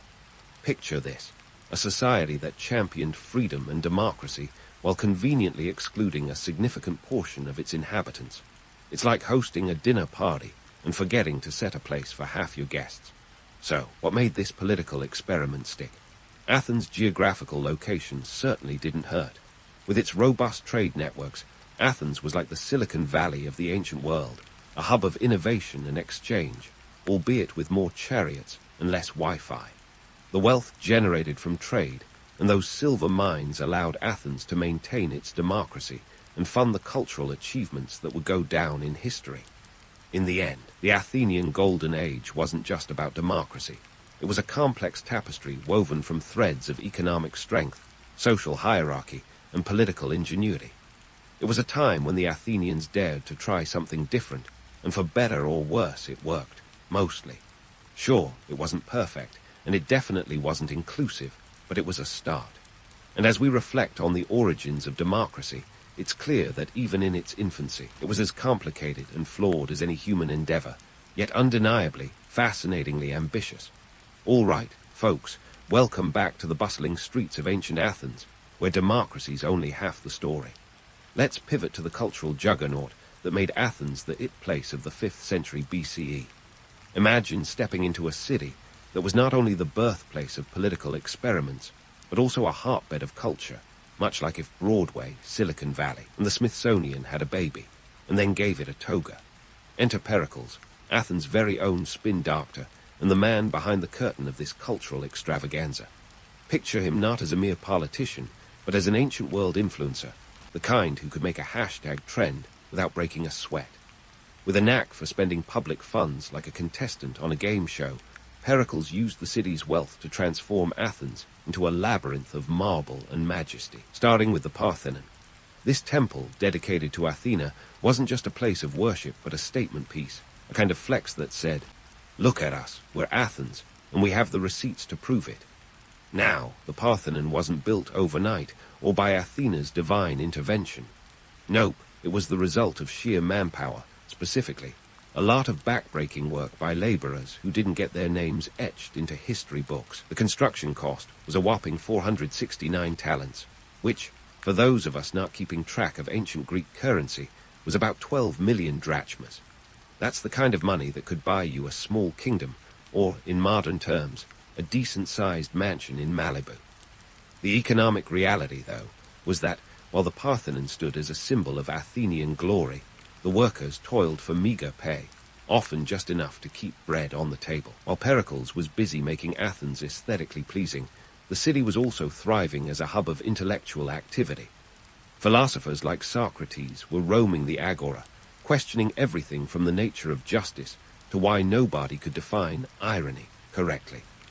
Meanwhile, drama flourished in the form of tragedies and comedies, with playwrights like Sophocles and Aristophanes stepping onto the scene. Theatrical performances were a bit like the ancient equivalent of Netflix, except you couldn't hit pause when nature called. Now, Athens wasn't just an intellectual playground for men in togas. Women, however, were mostly sidelined from these cultural festivities, expected to stay home and manage the domestic sphere. That's not to say they didn't have influence. Just ask Aspasia, Pericles' partner, and a woman renowned for her intellect and conversational skills. Yet, in an era that sang the praises of democracy and enlightenment, the reality of gender roles was less a harmonious chorus and more a discordant note. Pericles' vision extended beyond just building shiny temples and theaters. He wanted Athens to be the cultural capital of the ancient world, a title it could wear like a laurel crown. To fund these lofty ambitions, he tapped into the Delian League's treasury, an alliance originally formed to fend off Persian aggression. This move, while genius from a PR perspective, was a bit like using your friend's Netflix password without asking, technically feasible, but bound to cause drama eventually. Economically speaking, Athens was riding high, thanks to its robust trade networks and those ever-lucrative silver mines. These mines, however, were less romantic than they sound. Imagine cramped, dark tunnels and laborers working in conditions that would make a coal miner shudder. Yet, these were the engines driving Athenian prosperity, allowing for a cultural renaissance that would influence generations to come. In the midst of all this grandeur, it's easy to forget the gritty underbelly of society. Slavery was rampant, and even as Athens preached freedom and democracy, a significant portion of its population remained in chains, laboring away without a voice. Stark contrast between the ideals of democracy and the reality of social stratification is a reminder that history, much like life, is full of contradictions. So, as Pericles built his legacy in marble and gold, The cultural boom of Athens was a symphony played on a stage where not everyone got to be in the spotlight. The city dazzled, not just with its architecture, but with its ideas, setting the stage for a legacy that would echo through the corridors of time. Yet, beneath the polished surface lay a society grappling with its own complexities and contradictions. And that, dear listeners, is the real drama of Athens, a city that dared to dream big even as it wrestled with the imperfections of its dream. Stay tuned, because the saga of Athens is far from over, and the best, or perhaps the most dramatic, is yet to come. Now, let's dive into the intellectual underbelly of Athens, where the toga-clad thinkers roamed not in ivory towers, but on the gritty streets of the Agora. If you thought philosophers sat around like ancient hipsters sipping wine and pondering life's big questions, well, you're only partially right. Take Socrates, for instance. This guy was more like a philosophical gadfly than a serene sage. He didn't just pontificate, he provoked. His method: annoy people into enlightenment by questioning everything they held dear. It's like being that one friend who insists on playing devil's advocate at every party. Socrates didn't have a lecture hall named after him or a comfy office with a view. Nope, his classroom was the bustling marketplace of Athens, where he'd engage in what we now call the Socratic method. Imagine the chaos of a modern-day Twitter debate, but with fewer cat memes and more existential dread. He'd corner unsuspecting citizens with questions that peeled back the layers of their beliefs, revealing the shaky foundations underneath. Think of him as the original troll, but with a purpose: to make Athenians rethink their assumptions. Now, before you start picturing Socrates as a lone ranger in sandals, let's set the record straight. He wasn't alone in this intellectual playground. Athens was swarming with thinkers like Plato, who took notes at Socrates' feet and later founded the academy.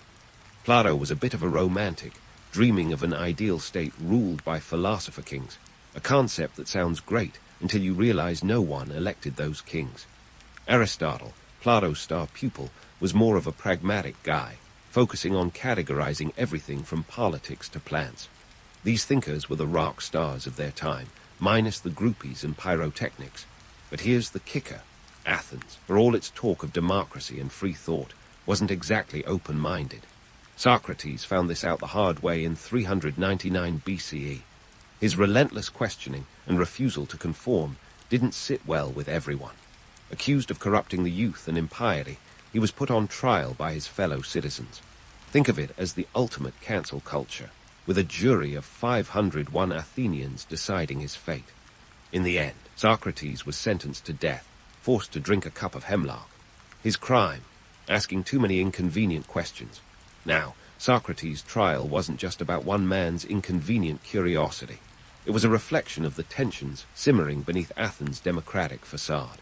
The city was grappling with a changing political landscape, recovering from the Peloponnesian War, and not everyone was thrilled with the way things were going. Socrates, with his probing questions, became a convenient scapegoat for a society anxious about its future. It's a reminder that even in the cradle of democracy, free speech had its limits. While Socrates was busy questioning everything, drama was unfolding on the Athenian stage, literally. Playwrights like Aristophanes and Euripides were making waves with their sharp social commentary. Aristophanes, the master of comedy, wasn't afraid to poke fun at anyone, including Socrates himself in The Clouds. He portrayed the philosopher as a head-in-the-clouds buffoon. Meanwhile, Euripides took a more tragic approach, challenging societal norms and exploring the darker sides of human nature. These plays weren't just entertainment. They were a mirror held up to Athenian society, reflecting its virtues and its vices. But let's not forget the economic backdrop to all this intellectual and cultural vibrancy. Athens' prosperity was built on the backs of its laborers, many of whom were slaves. The silver mines at Laurium, which bankrolled the city's grand projects, were a testament to this harsh reality. Working conditions were brutal, with miners toiling in cramped, dark tunnels for little reward. Yet this was the engine that powered Athens' cultural renaissance, a reminder that every golden age has its shadows. So, while Athens celebrated its thinkers and artists, it wrestled with its own contradictions. The city was a paradox, a beacon of democracy that silenced dissent, a cultural hub built on the labor of the disenfranchised. As we peer into this ancient world, it's tempting to romanticize it as a pinnacle of human achievement. Yet, beneath the marble facades and philosophical debates lay a society grappling with the same complexities that challenge us today. And in this dance of ideals and realities, Athens remains a timeless lesson in the messy business of civilization. As we wrap up this glimpse into the minds and streets of ancient Athens, we see that its legacy is not just one of democracy and culture, but of the eternal struggle between ideals and reality. The thinkers who dared to question, the artists who reflected society's soul, and the laborers who built its foundations, all played their part in shaping this enigmatic city. But don't tune out just yet. There's more to explore in the saga of Athens, where the story of civilization continues to unfold with all its triumphs and tragedies. Stay with us as we unravel more layers of this ancient tapestry, one thread at a time. And now, let's stroll from the intellectual hubbub of ancient Athens to the heart of its economy, the Agora. Picture it as the Wall Street, Amazon marketplace, and local coffee shop all rolled into one. This wasn't just a place to haggle over olives and pottery. It was the economic engine room of Athens. Merchants, traders, and anyone with something to sell or a deal to strike would converge here. If you had an entrepreneurial spirit and a knack for persuasion, this was where you'd want to be. But make no mistake, this wasn't a quaint farmer's market. It was a bustling bazaar where fortunes were made and lost faster than you can say drachma. Speaking of drachmas, let's talk numbers. Athens' economy was a juggernaut in the ancient world, buoyed by its immense wealth in silver. The mines at Laurium were like the Federal Reserve of their day, churning out drachmas with a frequency that would make even the most zealous of modern-day mint operators blush. These mines were a veritable cash cow, producing about 1,000 talents of silver annually at their peak. Now, if you're wondering about the conversion rate, 1 talent was approximately 26 kilograms of silver.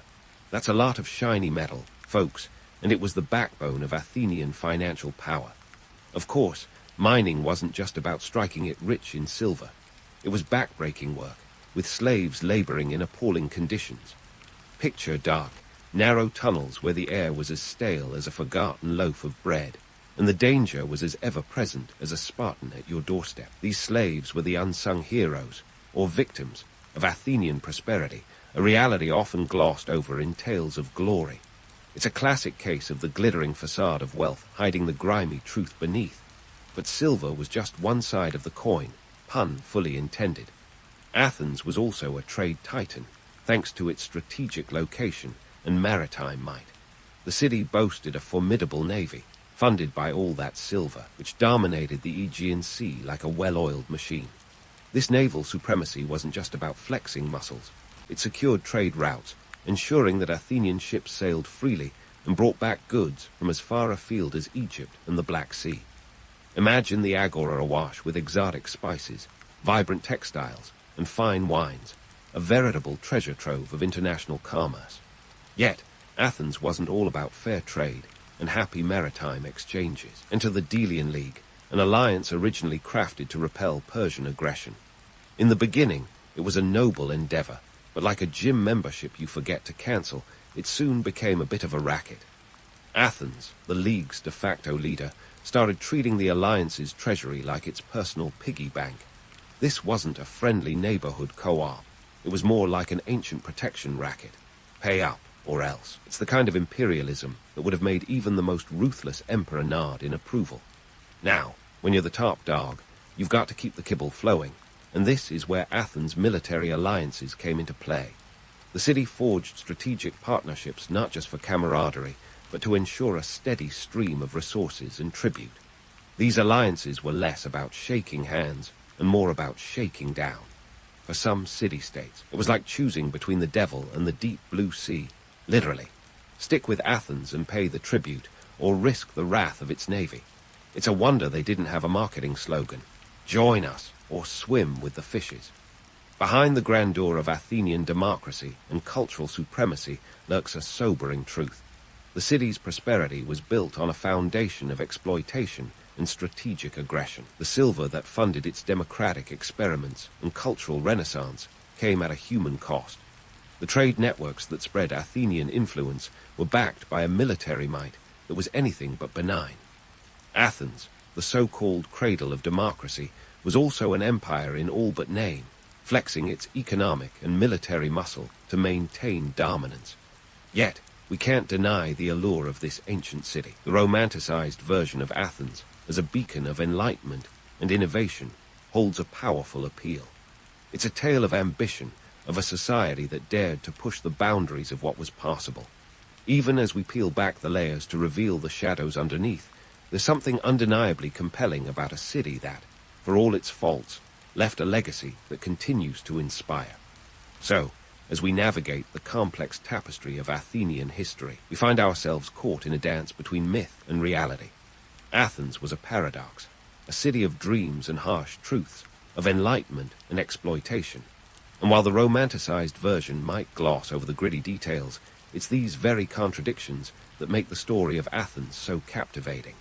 As we move forward, we'll continue to unravel the intricate web of this ancient metropolis, exploring the stories that shaped its destiny and ours. Stay with us, because the tale of Athens is far from over, and there are more myths to debunk and truths to uncover. As we turn the page on Athens' golden glow, let's talk about how the city that once shone like a beacon of democracy found itself ensnared in a web of war and woe. Enter stage left.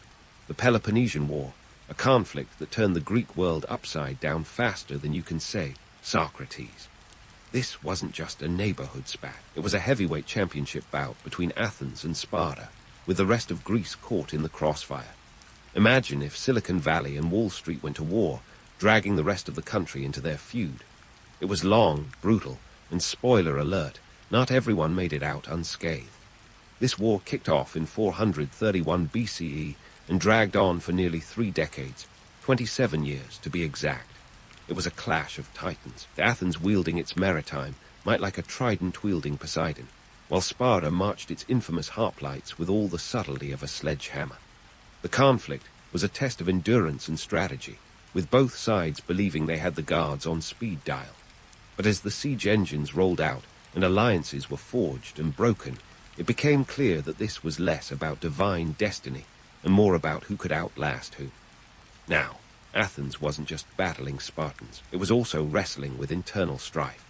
Picture this: Pericles, the maestro behind Athens' cultural crescendo, dies in 429 BCE, a victim of a devastating plague that swept through the city like a grim reaper with a grudge.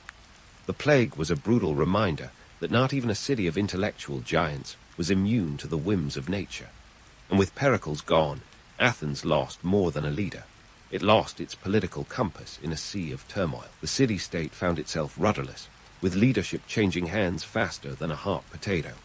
Speaking of hot potatoes, Athenian politics became a veritable game of musical chairs, with demagogues and opportunists jostling for power. The democracy that once thrived on debate and discourse now found itself mired in factionalism and fear. Leaders like Cleon and Alcibiades stepped into the spotlight, each with their own brand of ambition, but ultimately their visions were as fragmented as the city they sought to lead. Athens was a ship without a steady hand at the helm, and the choppy waters of war only exacerbated its woes. Let's not forget the economic strain. The silver mines at Laurium, once the cash cow of Athens, couldn't keep up with the relentless demands of war. The cost of maintaining a navy, funding military campaigns, and sustaining a besieged city pushed Athens to the brink. The coffers were running dry, and the citizens, once basking in the glow of prosperity, now found themselves facing the harsh reality of rationing and scarcity. The economic powerhouse of the ancient world was sputtering, and the engines of war were only too happy to devour what little remained. But it wasn't just economic and political pressures that spelled doom for Athens. It was the relentless Spartan assault that finally tipped the scales. By 404 BCE, after years of attrition and strategic blunders, Athens faced the unthinkable: surrender. The Spartans, with their iron discipline and relentless determination, finally brought the city to its knees. Terms were harsh. Athens had to dismantle its walls, disband its navy, and submit to Spartan oversight. It was a humbling fall from grace, a reminder that even the greatest empires can crumble under the weight of their own hubris. Yet in this tale of decline, there's a silver, albeit tarnished, lining. The fall of Athens marked not just an end, but a beginning of introspection and resilience. The city, stripped of its empire and prestige, turned inward, fostering a spirit of philosophical and artistic reflection that would echo across the ages. Thinkers like Plato and Aristotle, products of this post-war Athens, laid the groundwork for Western philosophy, their ideas resonating long after the dust of war had settled. The legacy of Athens, despite its imperfections, is a testament to the enduring power of ideas. Its experiment in democracy, though flawed, set the stage for future generations to grapple with questions of governance and freedom. Its cultural achievements, born of ambition and excess, continue to inspire artists and thinkers alike, and its downfall, a cautionary tale of ambition unchecked, serves as a reminder of the delicate balance between power and responsibility. So, as we close the chapter on Athens' golden age, we find a story not just of rise and fall, but of the human spirit's ability to adapt and endure. The city that dared to dream big, that reached for the stars even as it stumbled, remains a beacon of inspiration and a cautionary tale. It's a legacy that, for all its contradictions, continues to resonate in our quest for a more just and enlightened world. A quest that, like the story of Athens, is far from over. In the world of French royalty, young Louis Auguste, who would later become King Louis Roman XVI, was like the kid who got stuck with the last slice of cake nobody wanted, except this cake was a whole kingdom. Born on August 23, 1754, Louis was the third son of the Dauphin Louis of France and Maria Josepha of Saxony. He was never supposed to be king. Two older brothers meant he could have been just a footnote in history, but fate had other plans, as it often does when it comes to monarchies. The Grim Reaper had a busy schedule in the 1760s, and by age 11, Louis found himself next in line for the throne after his father's death. Talk about pressure. Now, Louis wasn't exactly the poster child for regal charisma. If he were alive today, he'd probably be more comfortable at a lark-picking convention than at a state dinner. His fascination with larksmithing was so intense that it became his preferred escape from the crushing expectations of monarchy. In his world, full of powdered wigs and political intrigue, fiddling with a lark was his version of mindfulness meditation. But let's not get ahead of ourselves. This story starts long before the larksmith obsession.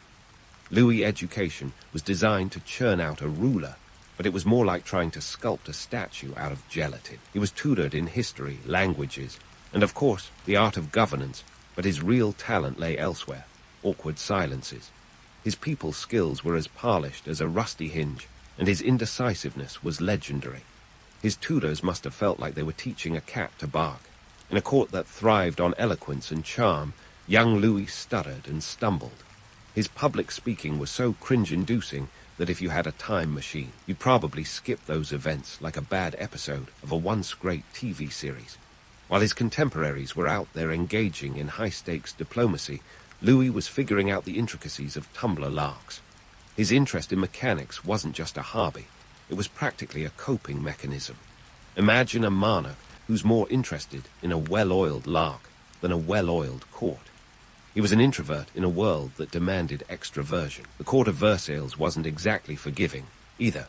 It was a social pressure cooker where one misstep could make you the punchline of aristocratic gossip. Despite his personal quirks, Louis was thrust into the limelight of European politics, a stage where he was expected to perform with the finesse of a seasoned actor. But Louis was more like someone who'd stumbled into an improv class by mistake, far from the dashing figurehead people expected him to be. His marriage to Marie Antoinette was a political maneuver, not a love story for the ages. The couple was married in 1770, and while Marie Antoinette became a fashion icon, Louis seemed content to remain behind the scenes, fiddling with his larks.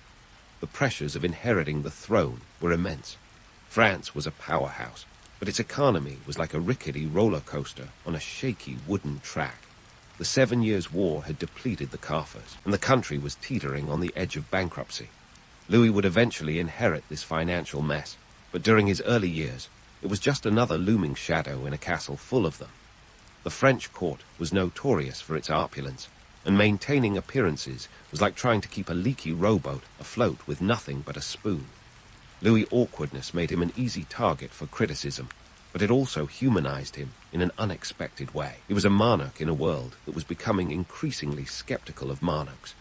Here was a guy who struggled with the same issues many of us face: public speaking anxiety, social awkwardness, and a desire to pursue hobbies that seemed out of place in our professional lives.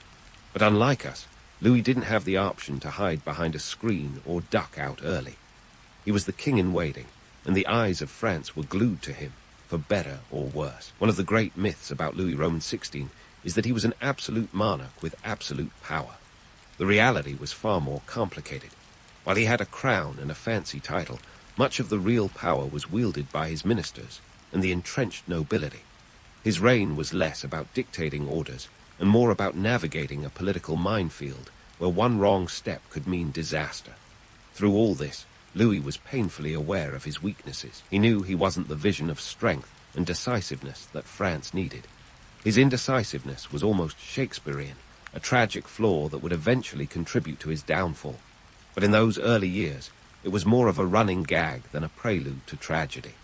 His tutors often noted his reluctance to make decisions, which in a royal court was akin to a chef who couldn't choose between salt and sugar.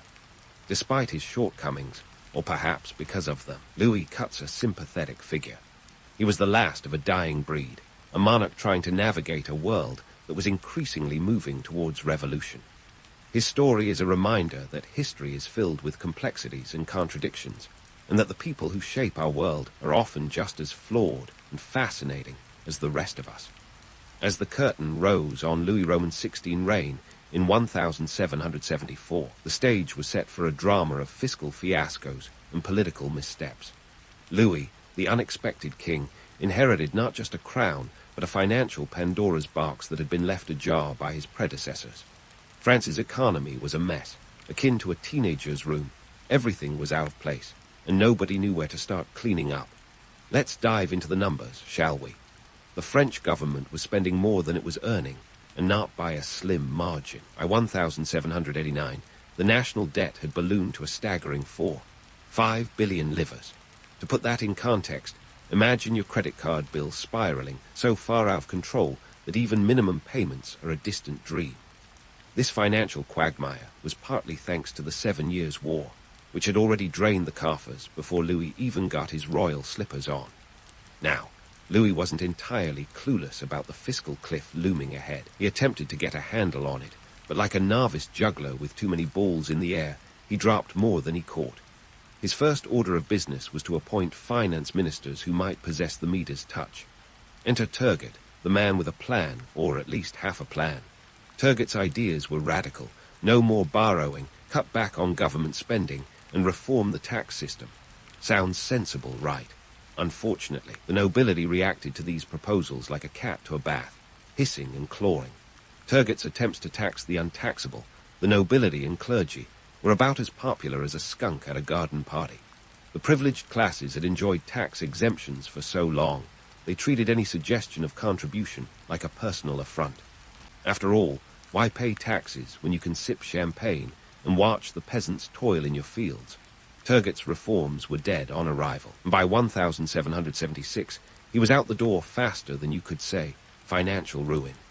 But let's not forget the American Revolution, a cause that put an even bigger dent in France's wallet. Supporting the American colonies against their British overlords was a strategic move. Stick it to the Brits, and maybe gain a valuable ally. Yet, it was a costly affair.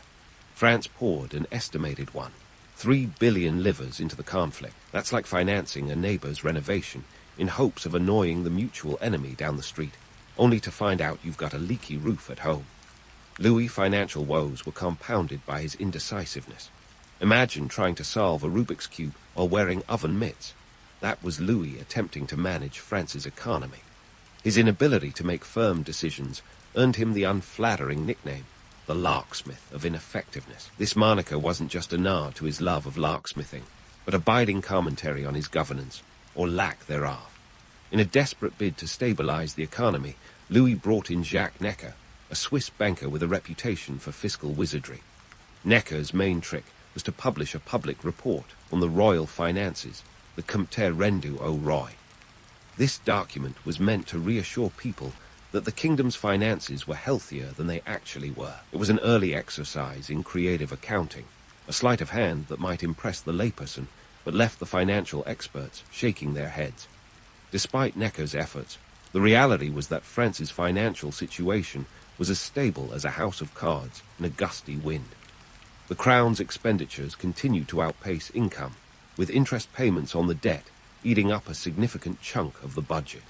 And let's not forget the lavish lifestyle maintained at Versailles, where opulence was the name of the game.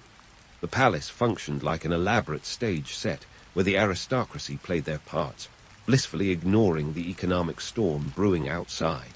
Amidst these financial blunders, Louis' attempts at reform were half-hearted at best. The king might have recognized the need for change, but implementing it was another matter entirely. Each reform proposal met with resistance from a deeply entrenched nobility that clung to its privileges like barnacles to a ship's hull. For a king who was more comfortable with larks than legislation, navigating this political landscape was a task he was woefully unprepared for. By the late 1780, France's economic situation was untenable. The national debt was a ticking time bomb, and the social fabric of the country was fraying. The common people bore the brunt of fiscal mismanagement through increased taxes and rising costs, while the nobility remained largely insulated from the kingdom's financial woes. Louis' reign was a cautionary tale of inaction and incompetence, a reminder that in the Game of Thrones, the price of poor governance can be steep. In the end, Louis Roman XVI early reign was a tragicomedy of errors, a series of well-meaning but misguided efforts to mend a broken system. His financial blunders set the stage for the tumultuous events that would follow as the seeds of revolution were sown in the fertile soil of economic despair. As we press on with the story, remember that history is never as simple as it seems. It's a tapestry woven with threads of human ambition, folly, and the relentless march of time. While Louis Roman XVI reign was a full-on comedy of errors, the stage was set for societal tensions to skyrocket like a 4th of July firework. France, with its powder keg of economic instability, was about to experience the kind of drama that makes Shakespearean tragedies look like afternoon tea parties. As the 1780 rolled into the 1790, the French commoners were getting antsy, and not just because they couldn't afford bread. They were living in a world where the rich were getting richer, and the poor were, well, getting hungrier. Now, let's talk about the bread situation.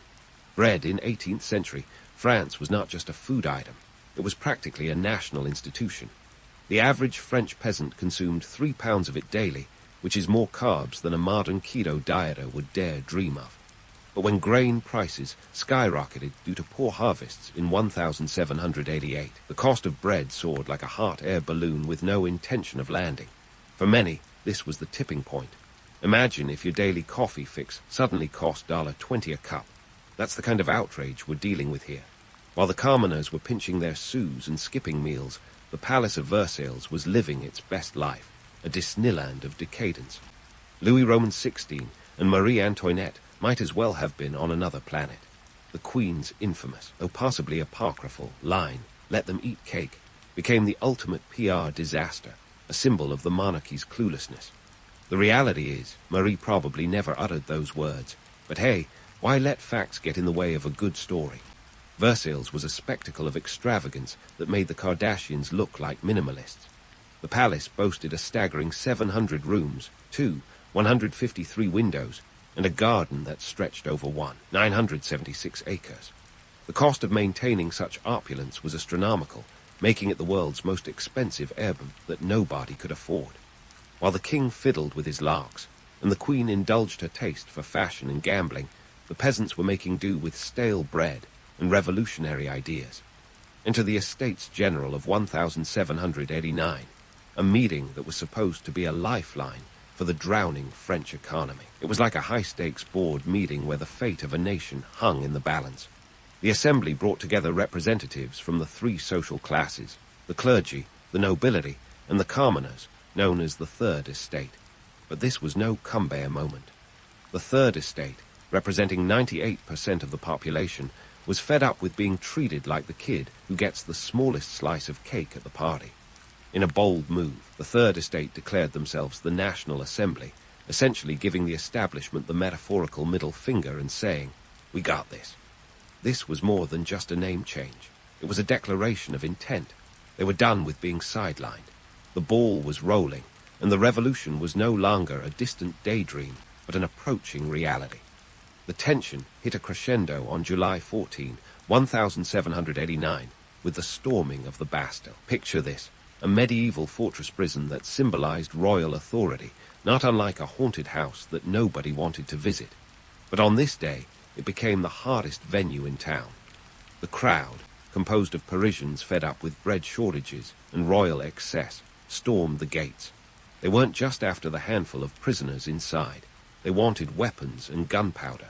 It was a day that would go down in history as France's Independence Day, a symbol of the people's power and a collective "enough is enough." Let's not forget the Women's March on Versailles in October 1789, another dramatic episode in this unfolding saga. A mob of thousands, predominantly women, marched the 12 miles from Paris to Versailles, armed with whatever they could find: pitchforks, muskets, and a burning sense of injustice. Their mission: to bring the king back to Paris and maybe grab a crust of bread along the way. It was a powerful demonstration of grassroots activism, proving that when the going gets tough, the tough get marching. These events weren't just isolated incidents. They were the sparks that ignited the French Revolution. Louis Roman XVI, the larksmith who couldn't pick the lark of his own fate, found himself increasingly hemmed in by forces beyond his control. The revolutionaries were not just fighting against a king, but against the entire system of privilege and inequality that Versailles represented. It was a battle for liberty, equality, and fraternity, big ideas that were about to reshape not just France, but the world. As the revolution gained momentum, the disconnect between the monarchy and the populace became ever more jarring. It was as if Louis and Marie were starring in their own reality TV show, completely oblivious to the fact that the audience had changed the channel. The royal couple, ensconced in their gilded cage, were the last to realize the extent of the storm gathering around them. But let's not skip ahead to their inevitable downfall just yet. The French Revolution was a complex tapestry of power struggles, ideological battles, and human folly. It was a revolution fueled by ideas as much as by hunger, a reminder that when people have nothing to lose, they're willing to risk everything. As we pause here, remember that this is just the beginning of a story rich with irony, heroism, and tragedy. The French Revolution was a seismic event that would shake the foundations of Europe, leaving a legacy that continues to reverberate today. And while Louis Roman XVI might have been the king who couldn't quite lark in a legacy of success, his reign remains a testament to the unpredictable tides of history. Stay tuned as we delve further into this epic saga, where the past and present collide in a whirlwind of revolution and change. As the dust settled from the storming of the Bastille and the Women's March on Versailles, you might think Louis Roman XVI would start getting the hint. His reign was more doomed than a diet at an all-you-can-eat buffet. But alas, our larksmith king was still fumbling with the keys to his own fate, trying to unlock a future that was slipping through his fingers like sand through an hourglass. In what could only be described as an epic case of too little, too late, Louis decided it was time to roll out some reforms. Perhaps inspired by the chaos brewing outside his palace doors, he thought, hey, maybe it's time to throw the people a bone. Spoiler alert, it wasn't enough. Louis' reforms were the equivalent of rearranging deck chairs on the Titanic, noble in intention, but ultimately futile. The reforms attempted to address a plethora of issues, from tax equality to administrative restructuring. He even tried to give the Third Estate a bit more say, like giving a kid a plastic steering wheel and telling them they're driving the family car. But the entrenched aristocracy, those with more powdered wigs than sense, blocked most of his efforts. They were about as open to change as a cat is to a bath, clinging to their privileges with the tenacity of a toddler with a favorite toy. While Louis was playing legislative whack-a-mole, the revolutionary tide was rising. And then came the flight to Varennes in June 1791, one of history's grandest escapes gone comically wrong. Louis and his family decided to hightail it out of revolutionary Paris and head to Montmédy, a royalist stronghold near the border. The plan was to regroup, rally the troops, and reclaim his kingdom like a monarchic Rocky Balboa. But instead of a clean getaway, what we got was a royal road trip that was more national lampoons than mission. Impossible. The escape was meticulously planned, or so they thought. Disguised as servants and governesses, the royal family piled into a carriage, hoping to slip through the night unnoticed. But here's the kicker. Louis, ever the larksmith, couldn't resist the urge to pack an oversized chest of larks and keys. You know, just in case they needed to pick a few larks on their way to freedom. As if the colossal carriage wasn't conspicuous enough, their slow pace turned what should have been a 36-hour journey into a 4-day parade of incompetence. They were recognized multiple times along the route, but the piece de resistance came when they reached the town of Varennes. Louis, ever the fan of face-to-face interactions, was recognized by a postmaster who'd seen the king's mug on some royal currency. Talk about bad timing. It's like trying to sneak out of a party and getting caught because someone spotted your name on the guest list. The local authorities caught up with them, and Louis' regal road trip ended with his arrest. The royal family was brought back to Paris under guard, their escape attempt a national embarrassment. Instead of rallying support, they provided the revolutionaries with irrefutable evidence that the king was out of touch and out of options. Louis' escape attempt turned into revolutionary propaganda, a bumbling royal adventure that painted him as the monarch who couldn't manage a getaway, let alone a nation. As 1792 rolled around, the French Revolution was in full swing, and the monarchy was on its last legs. Louis' trial was inevitable, and the charges were grave. Treason against the French nation. The National Convention, now the governing body, put the king on trial in December of that year. It was less a trial and more a foregone conclusion, a dramatic courtroom drama with an ending everyone anticipated. The trial was a spectacle, with Louis facing charges that painted him as a tyrant intent on crushing the revolution. Despite his defense team's best efforts, the evidence against him was damning. There were letters proving his attempts to undermine the revolution, communications with foreign powers, and those pesky escape plans.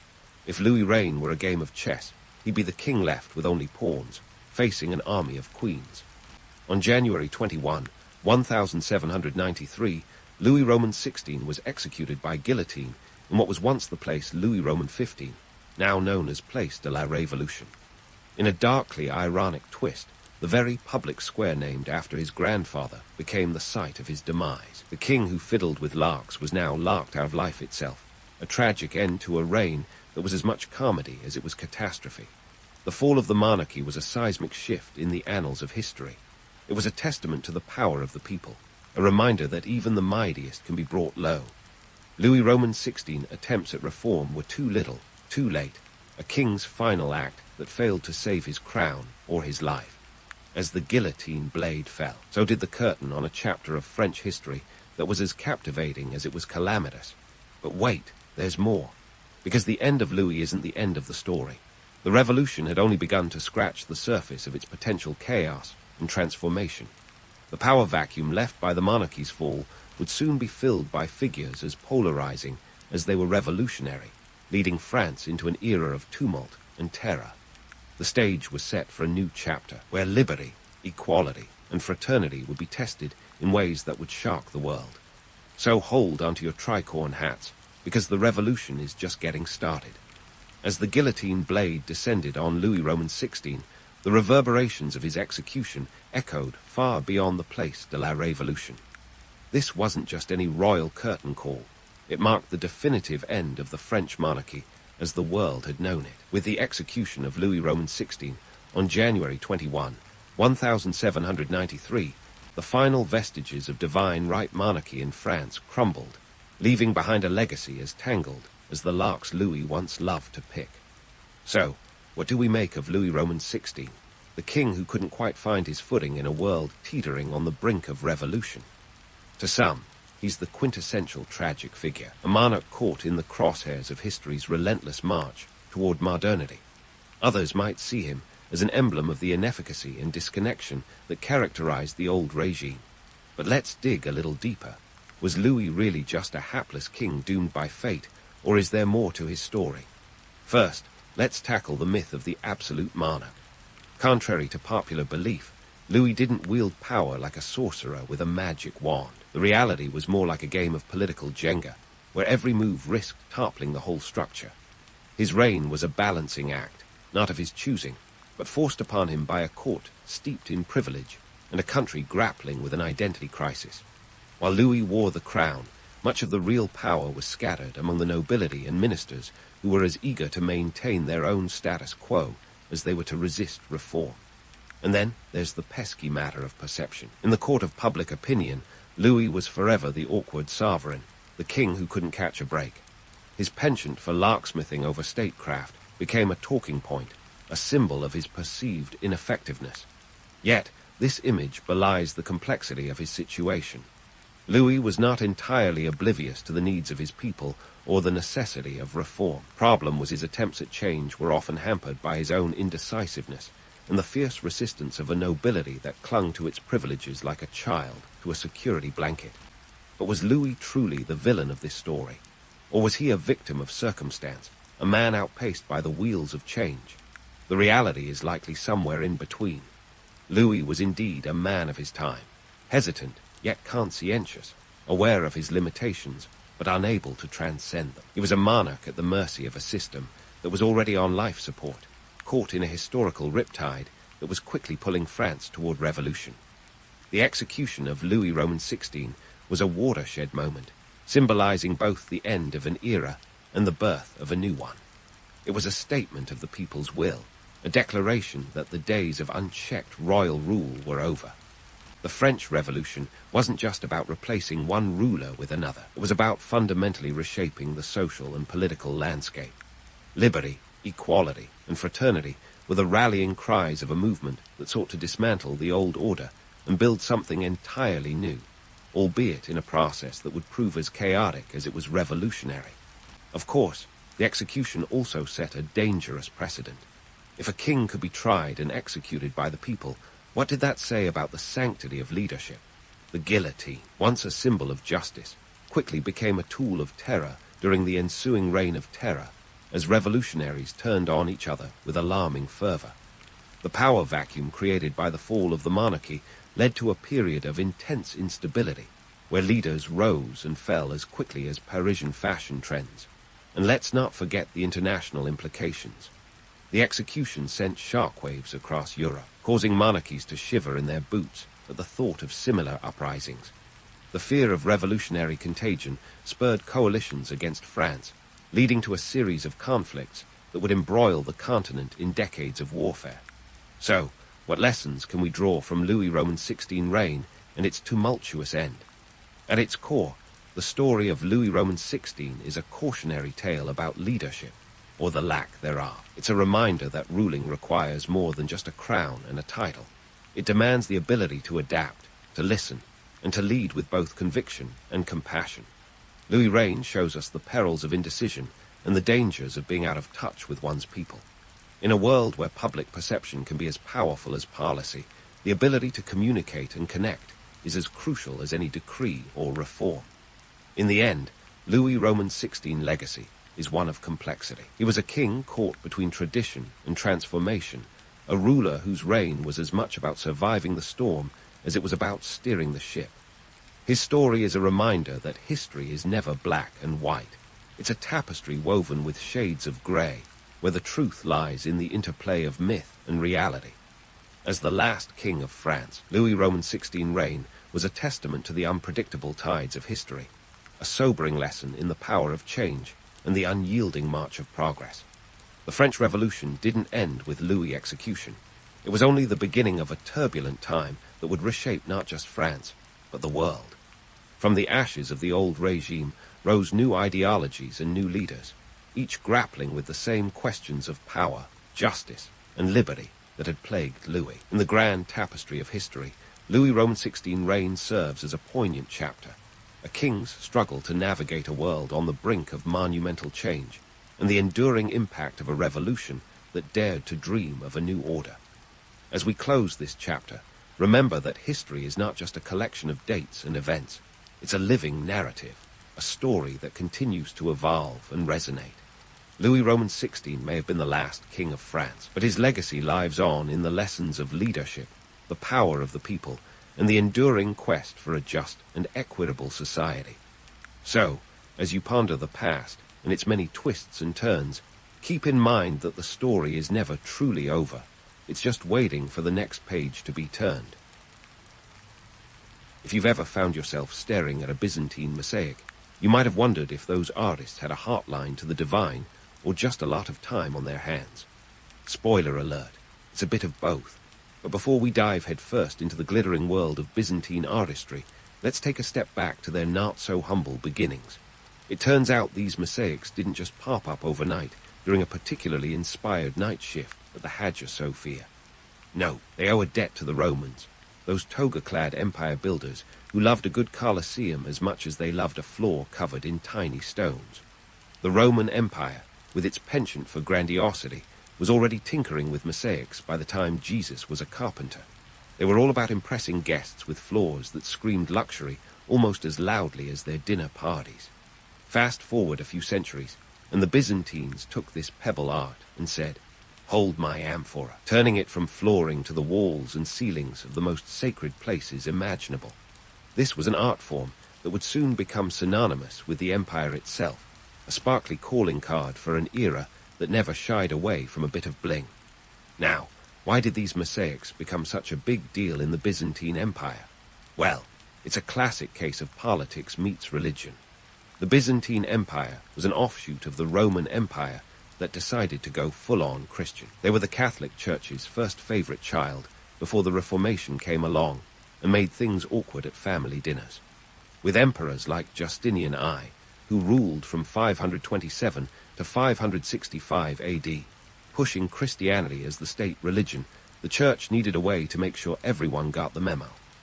Enter the mosaic, a colorful, indestructible way to plaster religious imagery all over the place. But let's not forget the logistics behind these shimmering masterpieces. Picture this. You've got an empire that stretches from Italy to the Middle East. Your task: procure enough materials to cover every inch of your latest architectural wonder. The Byzantines were nothing if not resourceful. They used tesserae, which are basically the tiny square tiles that make up the mosaic.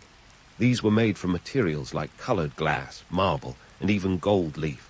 Yes, gold leaf. Because why not throw in some precious metal if you're trying to make a point about divine authority? Now, getting your hands on these materials wasn't exactly a trip to the local arts and crafts store.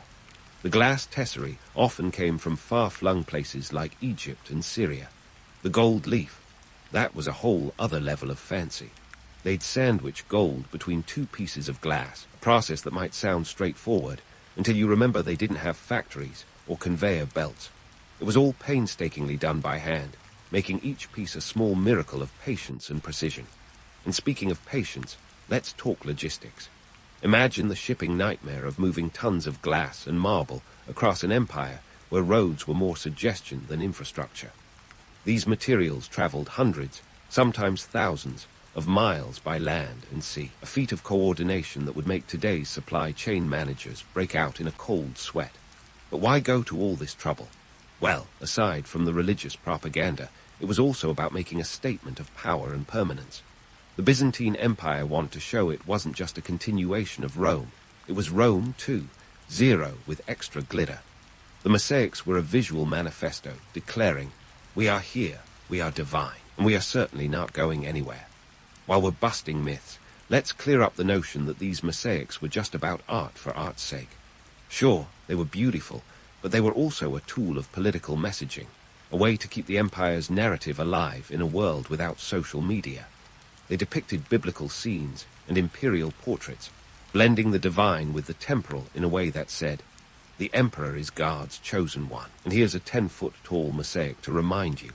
In essence, Byzantine mosaics were the Instagram of their day, a carefully curated image designed to project perfection and authority. They were a testament to an empire's wealth, religious fervor, and artistic ambition. So next time you find yourself gazing at one of these masterpieces, remember the complex web of politics, logistics, and artistry that made it possible. And maybe give a nod to the artisans who, without modern conveniences, created something that still dazzles us today. And so we march on, deeper into the world of Byzantine mosaics, where the devil really is in the details. Let's talk tesserae. the tiny, colorful building blocks of these grand designs. Think of them as the pixels in a massive, pre-digital display, each one meticulously crafted and placed by artisans who, if they existed today, would probably shun smartphones for their lack of true craftsmanship. Creating tesserae was about as glamorous as you'd imagine a pre-industrial assembly line to be. The artisans, or should we say the unsung heroes of Byzantine bling, worked tirelessly to produce these little wonders. Tesserae came in a variety of materials: glass, stone, ceramic, even semi-precious stones like lapis lazuli.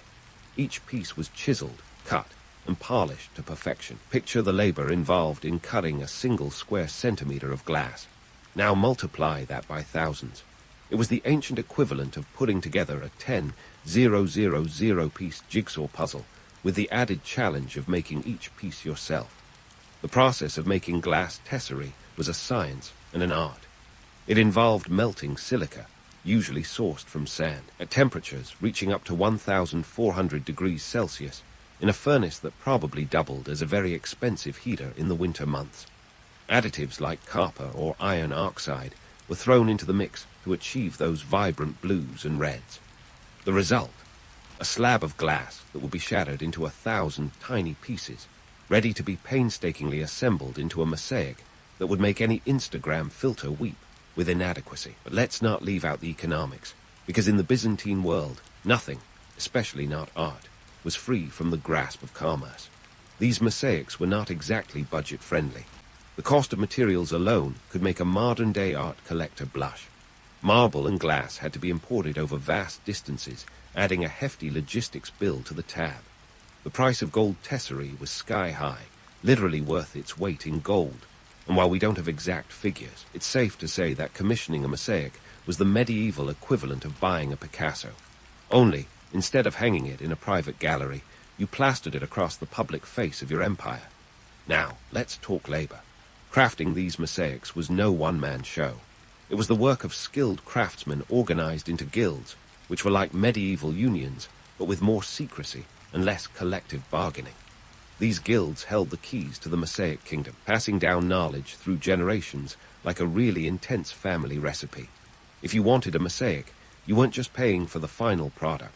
You were buying into this closed society of artisans who could make magic with a chisel and a bit of sand. The labor force was both specialized and stratified. At the top, you had the master craftsmen, the Michelangelos of the Mosaic world. They were the ones who could turn a heap of tesserae into a celestial vision, often working from detailed cartoons, the original kind, not the Saturday morning variety, that guided the design. Below them were the apprentices, who spent years learning the trade, sweeping up glass shards, and dreaming of the day they'd be entrusted with their own project. Meanwhile, laborers handled the grunt work, transporting materials, mixing mortar, and cursing the weather for not cooperating with their drying timelines. The Byzantine Empire, never one to do things by halves, ensured that these projects were as much about politics as they were about aesthetics. Mosaics were commissioned by emperors, bishops, and wealthy patrons alike, each eager to leave their mark on history and maybe secure some divine favor along the way. These patrons were the venture capitalists of their day, investing in art that promised not just beauty, but a bit of celestial insurance and a whole lot of prestige. Despite their grandeur, Mosaic projects could hit snags that would make even the most seasoned project manager wince. Funding could run dry, political upheavals could shift priorities faster than you can say iconoclasm, and sometimes the weather just wasn't in the mood to cooperate. Yet through it all, the art of mosaic making thrived, driven by a heady mix of religious devotion, artistic ambition, and a sprinkle of good old-fashioned vanity. In the Byzantine world, art wasn't just a pastime. It was a full-contact sport, a high-stakes game involving emperors, artisans, and the occasional over-ambitious bishop.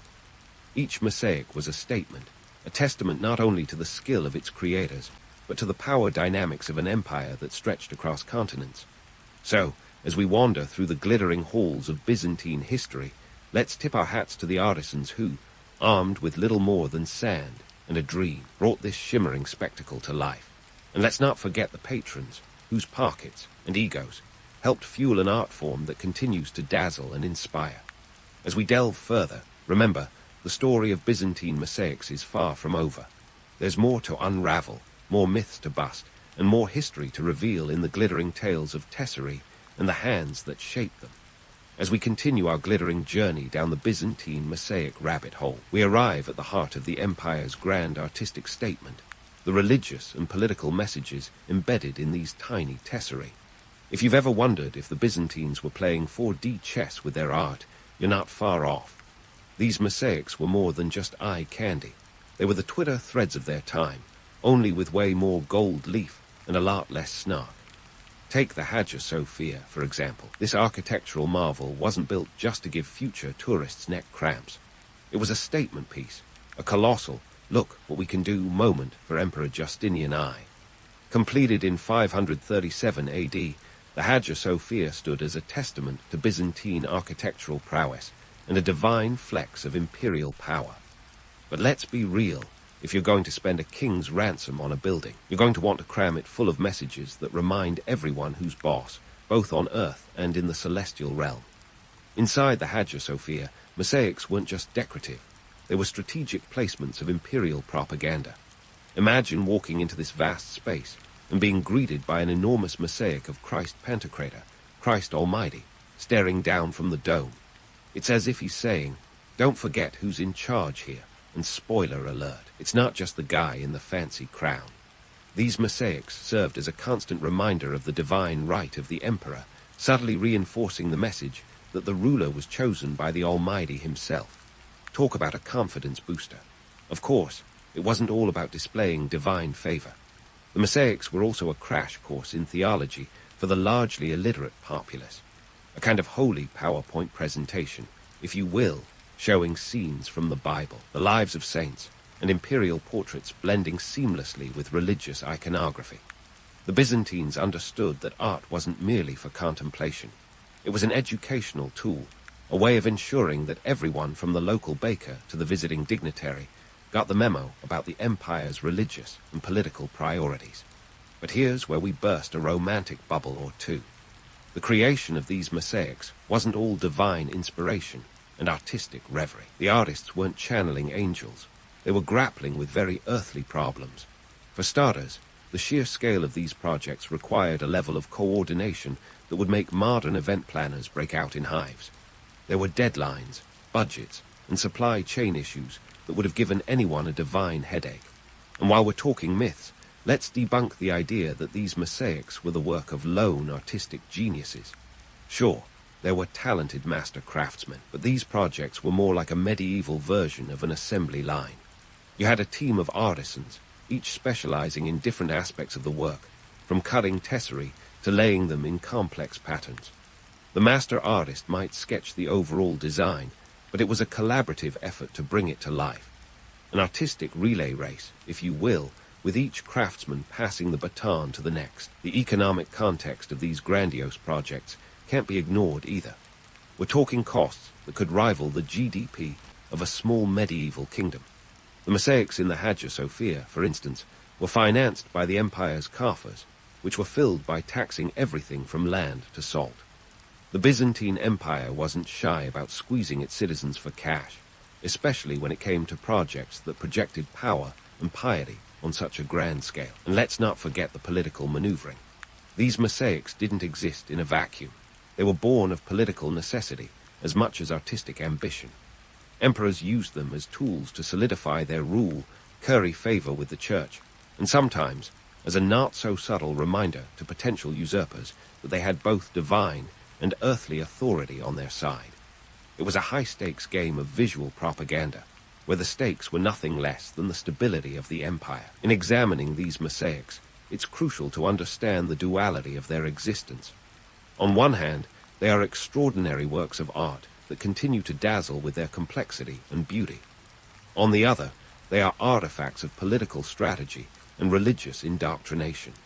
They tell us as much about the ambitions and anxieties of the Byzantine elite as they do about their artistic achievements. So the next time you find yourself staring up at a glittering Byzantine mosaic, take a moment to appreciate not just the artistry, but the layers of meaning woven into every shimmering surface. These mosaics were more than just pictures. They were narratives, sermons, and political manifestos all rolled into one. And while their creators might not have had the luxury of modern conveniences, they certainly understood the power of a well-placed image to sway hearts and minds. As we continue our journey through the Byzantine world, remember that every piece of tesserae was a brick in the empire's grand narrative. And like all good stories, it's one that continues to unfold with each new discovery and each new interpretation. So stay tuned, because there's still much more to uncover in the glittering, enigmatic saga of Byzantine mosaics. And just when you thought the Byzantine mosaics couldn't possibly hold more secrets, they went ahead and left a lasting legacy on European art and architecture, like a glittering breadcrumb trail leading straight to the Renaissance. While the Byzantines were busy bejeweling their empire with mosaics that could rival the sun, Western Europe was still figuring out how to build cathedrals that didn't collapse at the first sign of a strong breeze. It turns out the Byzantines had a few lessons to impart. First off, let's talk about the aesthetics. The Byzantine love affair with gold and vibrant colors didn't go unnoticed. Imagine medieval European artists, used to working with drab, earthy tones, suddenly being exposed to the Byzantine palette. It was like going from a black and white TV to full Technicolor. The use of gold tesserae, in particular, left a dazzling impression. This wasn't just about bling for bling's sake. It was a strategic move to create light-filled, ethereal spaces that felt otherworldly. European artists took note, and soon gold mosaics began cropping up in their own religious spaces, albeit on a more modest scale, given the tighter purse strings. But the influence wasn't just about materials, it was also about the messaging. Byzantine mosaics were masters at the art of subtlety, blending religious iconography with imperial propaganda in ways that made even the most hardened cynic nod in admiration. European rulers, always on the lookout for ways to cement their own power, saw the potential here. They began commissioning mosaics that not only adorned their chapels, but also reinforced their divine right to rule. It was a visual power trip that said, if it's good enough for the Byzantines, it's good enough for us. And speaking of power trips, let's not forget the architectural impact. The Byzantine architectural style, with its grand domes and sweeping arches, found its way into European cathedrals. The Hagia Sophia, that crown jewel of Byzantine architecture, served as a blueprint for countless churches and cathedrals across the continent. The architectural DNA of Byzantium was spliced into the Gothic and Romanesque styles, with mosaics becoming the cherry on top of this ecclesiastical sundae. But while the cultural exchange was as rich as a Byzantine emperor's banquet, it wasn't all smooth sailing. The decline of Byzantine mosaic art was as inevitable as a Game of Thrones character meeting an untimely end. The fall of Constantinople in 1453 was the final nail in the mosaic coffin, but the decline had started much earlier. Let's dive into the nitty-gritty of what went wrong. The Byzantine Empire, for all its grandeur, was not immune to the shifting sands of economic power. By the 11th century, the empire was facing financial strains that even a room full of gold tesserae couldn't fix. The Crusades, those holy wars with a dubious side quest in looting and pillaging, had bled the empire dry. The Fourth Crusade in 1204 was particularly brutal, with the sack of Constantinople delivering a gut punch to the empire's coffers. The treasury wasn't just empty, it had a hole in the bottom and a sign that said, "Aye." With dwindling resources, the lavish mosaic projects that once adorned every nook and cranny of the empire took a hit. The cost of materials, once a testament to Byzantine wealth, became an unsustainable luxury. The gold leaf and precious stones that made these mosaics sparkle were now a reminder of better days, like a faded Hollywood starlet clinging to her Oscar. And then there was the small matter of political influence, or the lack thereof. As the empire's power waned, so did its ability to project influence through art. The mosaics that had once served as visual manifestos of divine authority now seemed like relics of a bygone era. In a world increasingly dominated by the emerging powers of Western Europe, the Byzantine mosaics were a whisper in a cacophony of new voices. Yet, despite their decline, the legacy of Byzantine mosaics lived on. The techniques and styles they pioneered found new homes in the emerging Renaissance art movement. Artists like Giotto and Cimabue, the early adopters of the Renaissance, took cues from the Byzantine playbook, infusing their works with the same attention to detail and reverence for divine light. The echoes of Byzantine art could be seen in the frescoes and altarpieces that define the period, a testament to the enduring power of those tiny tesserae. In the grand tapestry of history, Byzantine mosaics are a glittering thread, weaving through time and space to leave an indelible mark on European culture. They were more than just pretty pictures.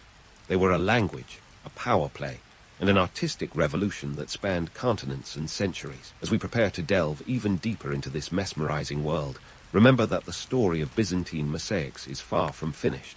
Like an ancient manuscript waiting to be deciphered, there are still layers to uncover and mysteries to unravel. So, stay tuned as we continue to explore the glittering legacy of Byzantine art and the world it helped shape. As we unwrap the legacy of Byzantine mosaics, let's fast forward to the present day, where these shimmering relics of history still manage to dazzle and intrigue. It's like the Byzantines left us a glittering time capsule, and we're still trying to crack it open to see what makes it tick.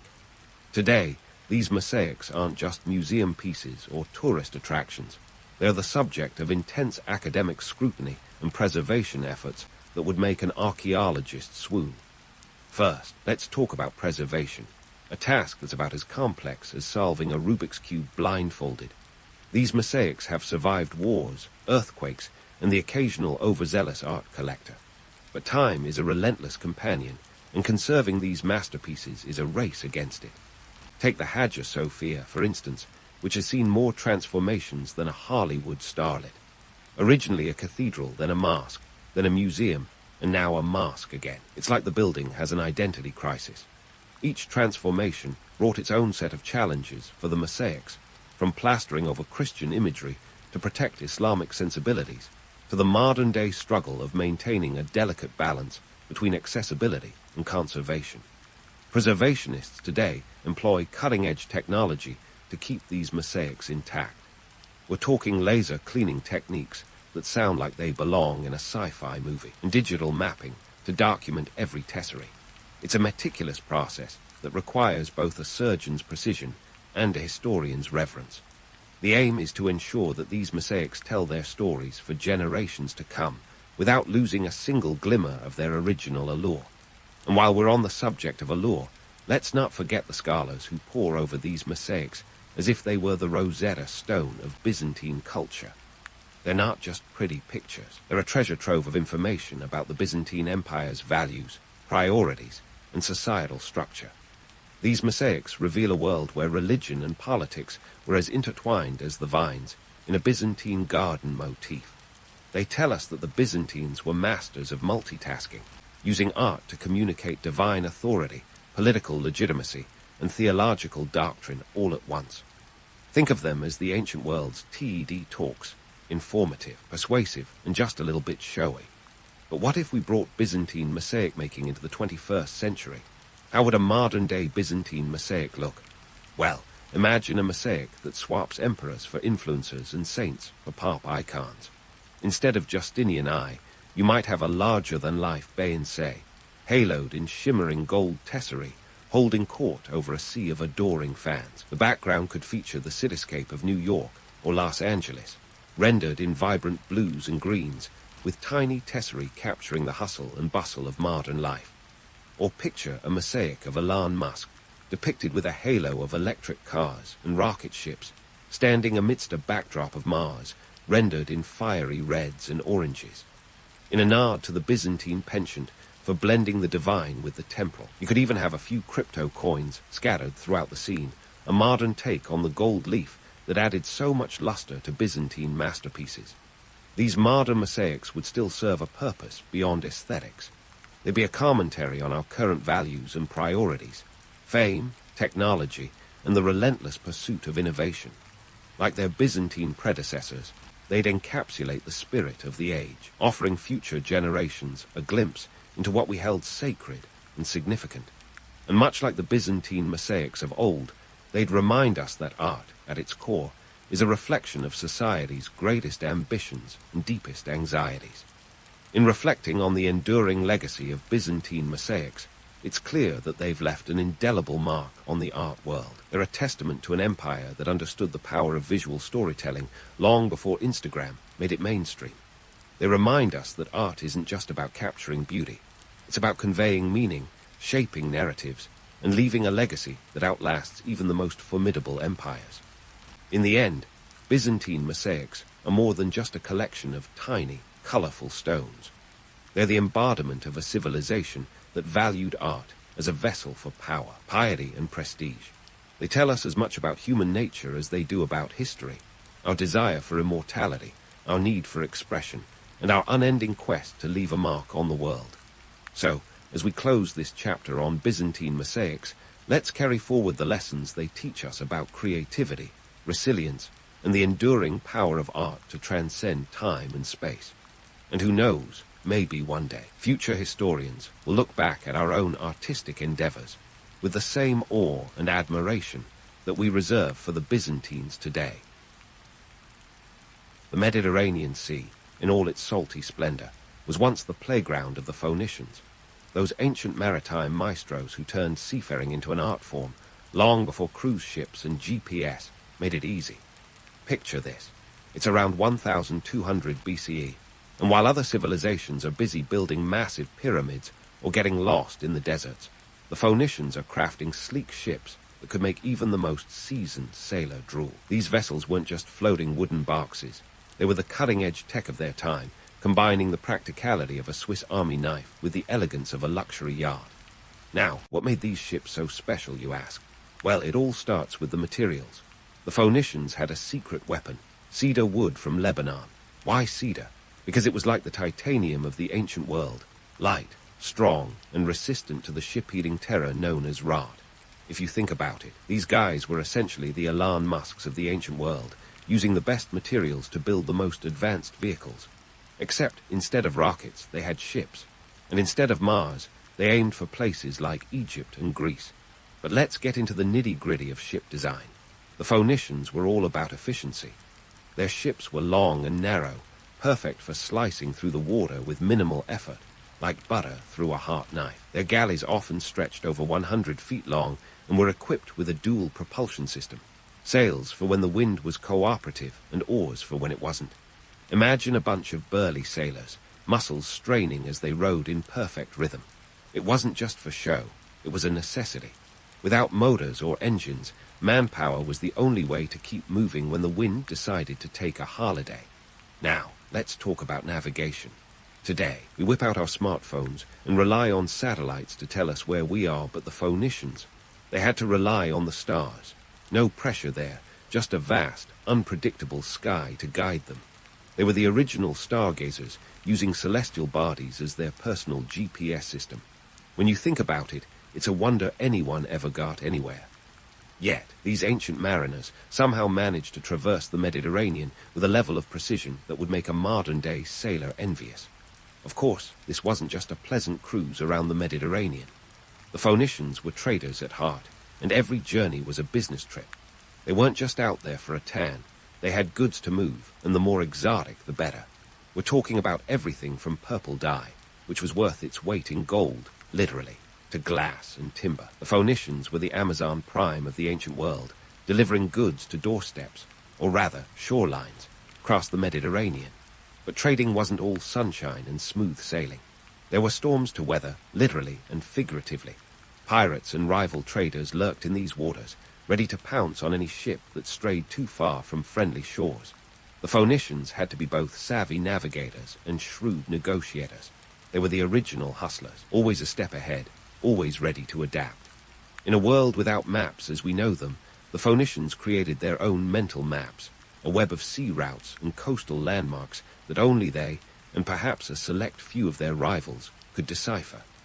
This knowledge was power, and it gave them a stranglehold over maritime trade for centuries. And while they weren't writing epic poetry about it, their impact was felt across the ancient world. They were the unsung architects of the trade networks that connected disparate cultures, exchanging not just goods but ideas and technologies. In short, they were the oil that kept the Mediterranean engine running smoothly.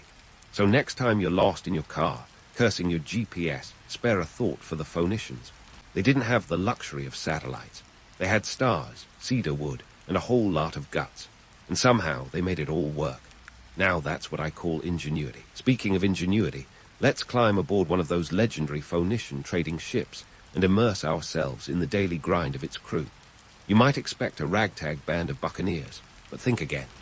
These ships ran like well-oiled machines, each member playing a crucial part in the maritime orchestra. Picture a hierarchy as disciplined as a Roman legion, but with more sea spray and less toga. At the helm, we have the captain, not your swashbuckling Jack Sparrow, but more of a maritime Steve Jobs. This skipper wasn't just barking orders. He was a visionary, balancing logistics, diplomacy, and a touch of nautical wizardry. His job was to keep the ship on course, both physically and financially. After all, this was a business venture, not a pleasure cruise. Wind direction and profit margins were equally important. Below the captain, the first mate acted as the COO of this floating startup, ensuring the crew of about 20 to 30 sailors stayed in line. The crew included everyone from seasoned navigators to the lowly deckhands, whose job was to sweat it out with the oars or rig the sails when the Mediterranean winds played hard to get. These deckhands weren't just muscle. They were the backbone of the operation, keeping the ship moving and the profits flowing. Now, when you're stuck on a floating wooden plank for weeks on end, you need some form of entertainment, or at least a distraction from the monotony of waves and salt air.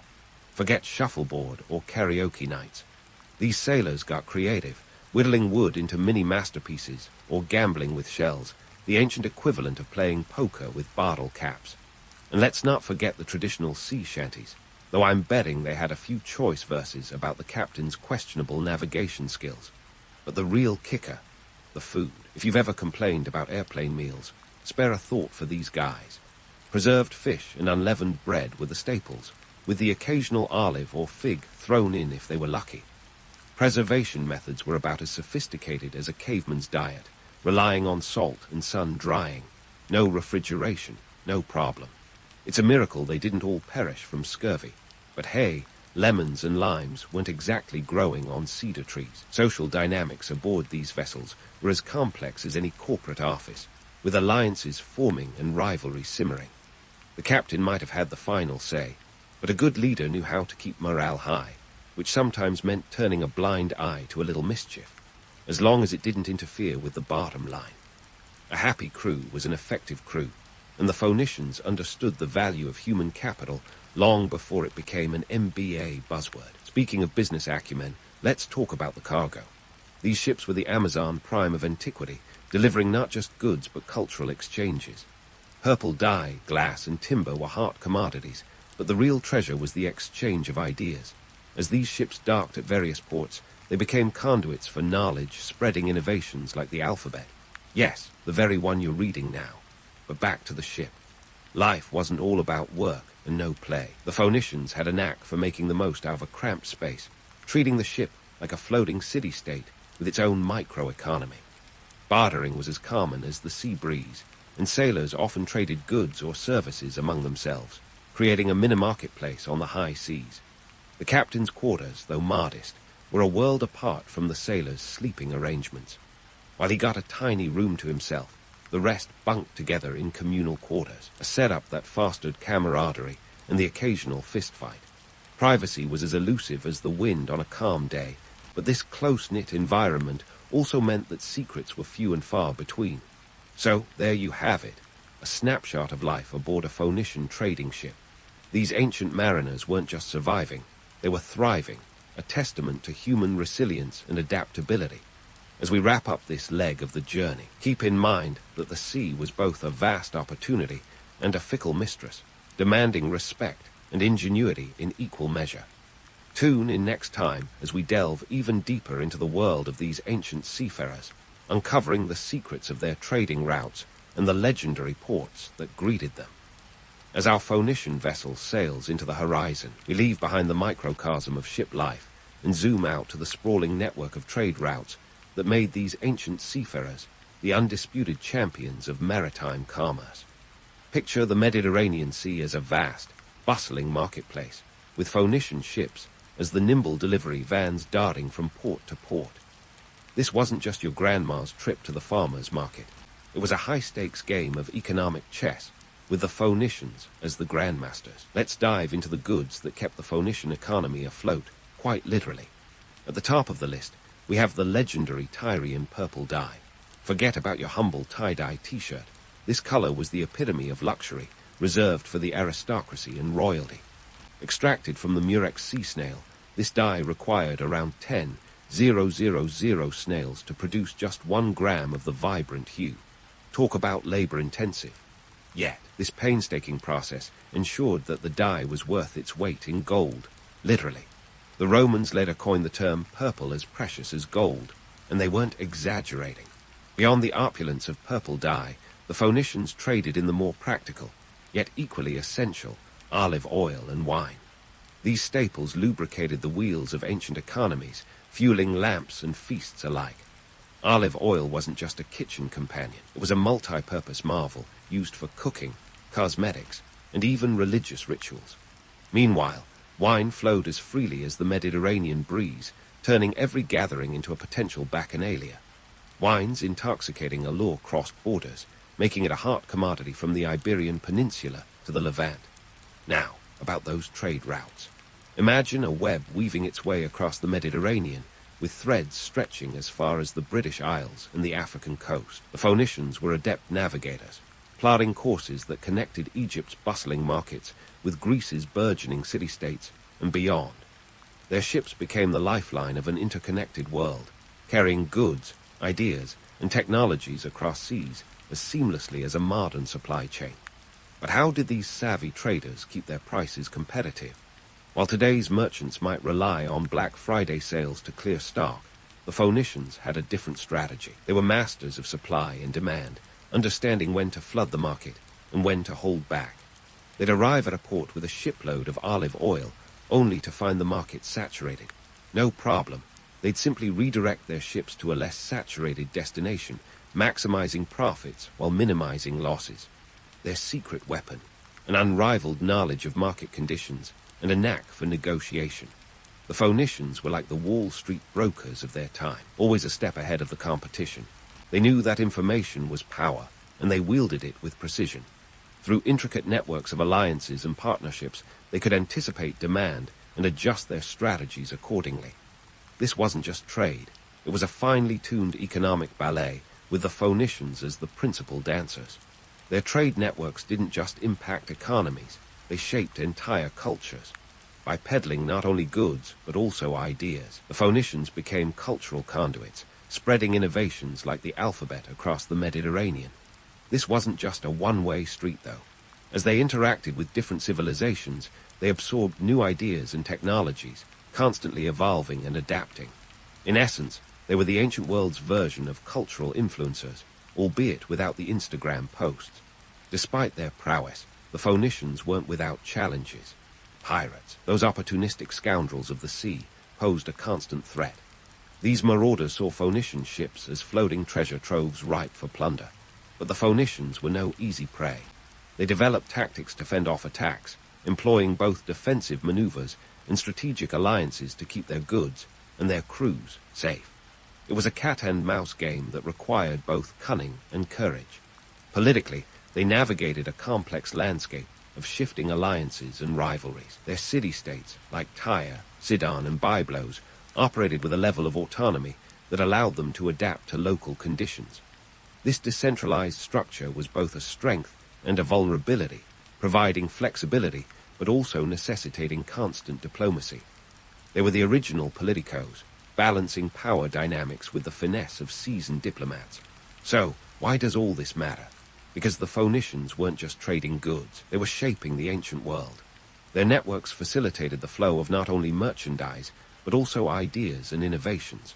They laid the groundwork for the interconnected world we know today, centuries before globalization became a buzzword.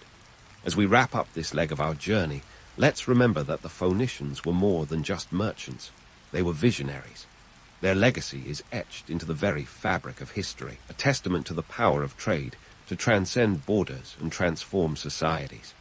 As we continue to explore their world, we'll uncover even more about the economic strategies and cultural exchanges that made these ancient mariners the legends they are today. Stay tuned, because the story of the Phoenicians is far from over. Now, as we toss our sails into the political winds of the ancient Mediterranean, let's see how the Phoenicians played the game of international diplomacy. Picture this as a high-stakes chess match, with city-states like Tyre and Sidon making their moves with the precision of grandmasters. These guys weren't just trading goods, they were mastering the art of political maneuvering, ensuring their survival in a world where alliances shifted faster than a Mediterranean breeze. To understand the Phoenician strategy, let's start with their neighbors, the Egyptians. The relationship between Phoenicia and Egypt was a masterclass in quid pro quo. The Egyptians craved the cedar wood of Lebanon like a kid craves candy, and the Phoenicians were more than happy to supply it. In exchange, they received not just gold and grain, but a diplomatic shield. You see, Egypt was a superpower, and having them as a friend was like having the biggest kid in school as your ally. The Phoenicians knew that aligning with Egypt meant security, but it also required a deft touch. They navigated these diplomatic waters with all the finesse of a tightrope walker, balancing their own interests with those of their powerful neighbor. Meanwhile, across the sea, the Greeks were watching. Now, the Greeks were the new kids on the block, eager to make their mark. They admired the Phoenicians for their seafaring prowess and trading networks, but admiration can quickly turn to envy. The Phoenicians, wise to the ways of the world, knew they had to play it cool. They didn't just engage the Greeks in trade, they engaged them in dialogue, exchanging not just goods, but ideas. This wasn't just diplomacy, it was a cultural exchange program centuries before Erasmus was even a twinkle in Europe's eye. But let's not romanticize this too much. The Phoenicians were pragmatists at heart. They knew that in a world full of empires with egos as big as their armies, neutrality was a luxury they couldn't afford. So they played both sides, trading with Egypt and Greece while never fully committing to either. This wasn't duplicity, it was survival. In the Mediterranean's Game of Thrones, the Phoenicians were the ultimate diplomats, keeping everyone happy enough not to invade. Now, about those myths of Phoenician piracy. Picture the Phoenicians as the original maritime entrepreneurs, not pirates with parrots on their shoulders. Sure, they were out there on the high seas, but rather than plundering, they were perfecting the art of profit. The idea of Phoenicians as swashbuckling rogues is more Hollywood than history. In reality, they were more like the Wall Street traders of antiquity, always looking for a good deal, but not necessarily at the point of a sword. This isn't to say they didn't dabble in a bit of under-the-table action. Smuggling, for instance, was part of the trade toolkit. If a certain good was banned or heavily taxed, the Phoenicians found a way to move it discreetly. Think of it as the ancient version of avoiding tariffs, not quite piracy, but certainly not in line with the letter of the law. It's this grey area that often gives rise to myths and legends. But let's set the record straight. The Phoenicians were more about spreadsheets than swords. Economically, this savvy approach paid off. By maintaining a network of trade routes and alliances, they ensured a steady flow of goods, and more importantly, information. They were the human internet of their time, connecting disparate civilizations through a web of commerce and diplomacy. And in a world where information was as valuable as gold, the Phoenicians were rich indeed. Politically, they knew when to hold M and when to fold M. When powerful neighbors like the Assyrians came knocking, the Phoenicians often opted for diplomacy over defiance, offering tributes in exchange for autonomy. This was less about cowardice and more about calculated risk-taking. Why fight a war when you can pay a bit of tribute and continue doing what you do best, trading and thriving? In the end, the Phoenicians were more than just traders. They were strategists, navigating the choppy waters of international politics with a steady hand. Their legacy isn't just in the goods they traded, but in the diplomatic finesse they wielded to keep their city-states afloat in a sea of empires. They were the ultimate middlemen, not just in commerce, but in culture and politics. And as we unfurl the final chapters of their story, we'll see just how deep their influence ran, shaping the world in ways that are still felt today. So hang tight, because the voyage isn't over yet. There's still a horizon of history to explore. And so, as we sail into the sunset of this Phoenician odyssey, let's pause to reflect on the enduring legacy of these ancient mariners and merchants. You might wonder why these people, whose civilization faded almost as seamlessly as they operated in their heyday, matter so much today. Well, hang on to your cedar wood, because their story is a tapestry of influence, woven into the fabric of modern maritime and economic systems. First, let's tackle the nautical nuts and bolts. Phoenicians didn't just invent the wheel of maritime trade. They greased its axle with innovations that set the course for future seafaring civilizations. Their ships, with their sleek designs and dual propulsion systems, were the blueprints for future naval architecture. Imagine a world without their contribution. Vast oceans, yet no vessels sturdy enough to brave them. It's like having all the ingredients for a pizza, but no oven to bake it in. Without the Phoenicians, the maritime endeavors of later civilizations, think Romans, Greeks, and even the age of exploration's daring navigators, might have been more doggy paddle than power stroke. Then there's the alphabet, that unsung hero of human communication. We owe our ABCs, quite literally, to the Phoenicians. Their alphabet was a game changer, a simplification of the complex cuneiform and hieroglyphic systems that allowed for wider literacy. It was a tool as revolutionary as the printing press would be centuries later. And let's be honest, without this innovation, you wouldn't be reading this right now. It's a testament to their knack for making things simpler and more efficient, a lesson in adaptability that resonates even in our fast-paced digital age. Economically, the Phoenicians were the original disruptors. Long before Silicon Valley was a twinkle in the tech world's eye, these traders were creating market efficiencies and optimizing supply chains across the ancient world.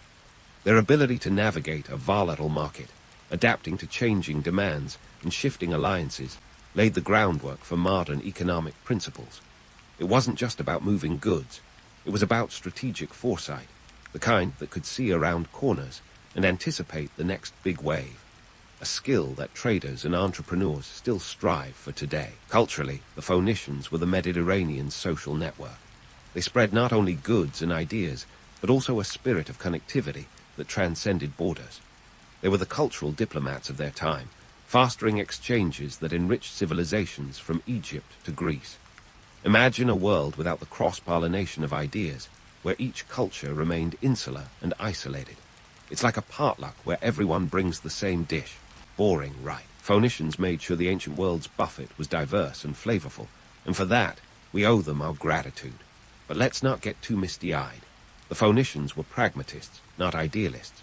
Their legacy is also a lesson in resilience and adaptation.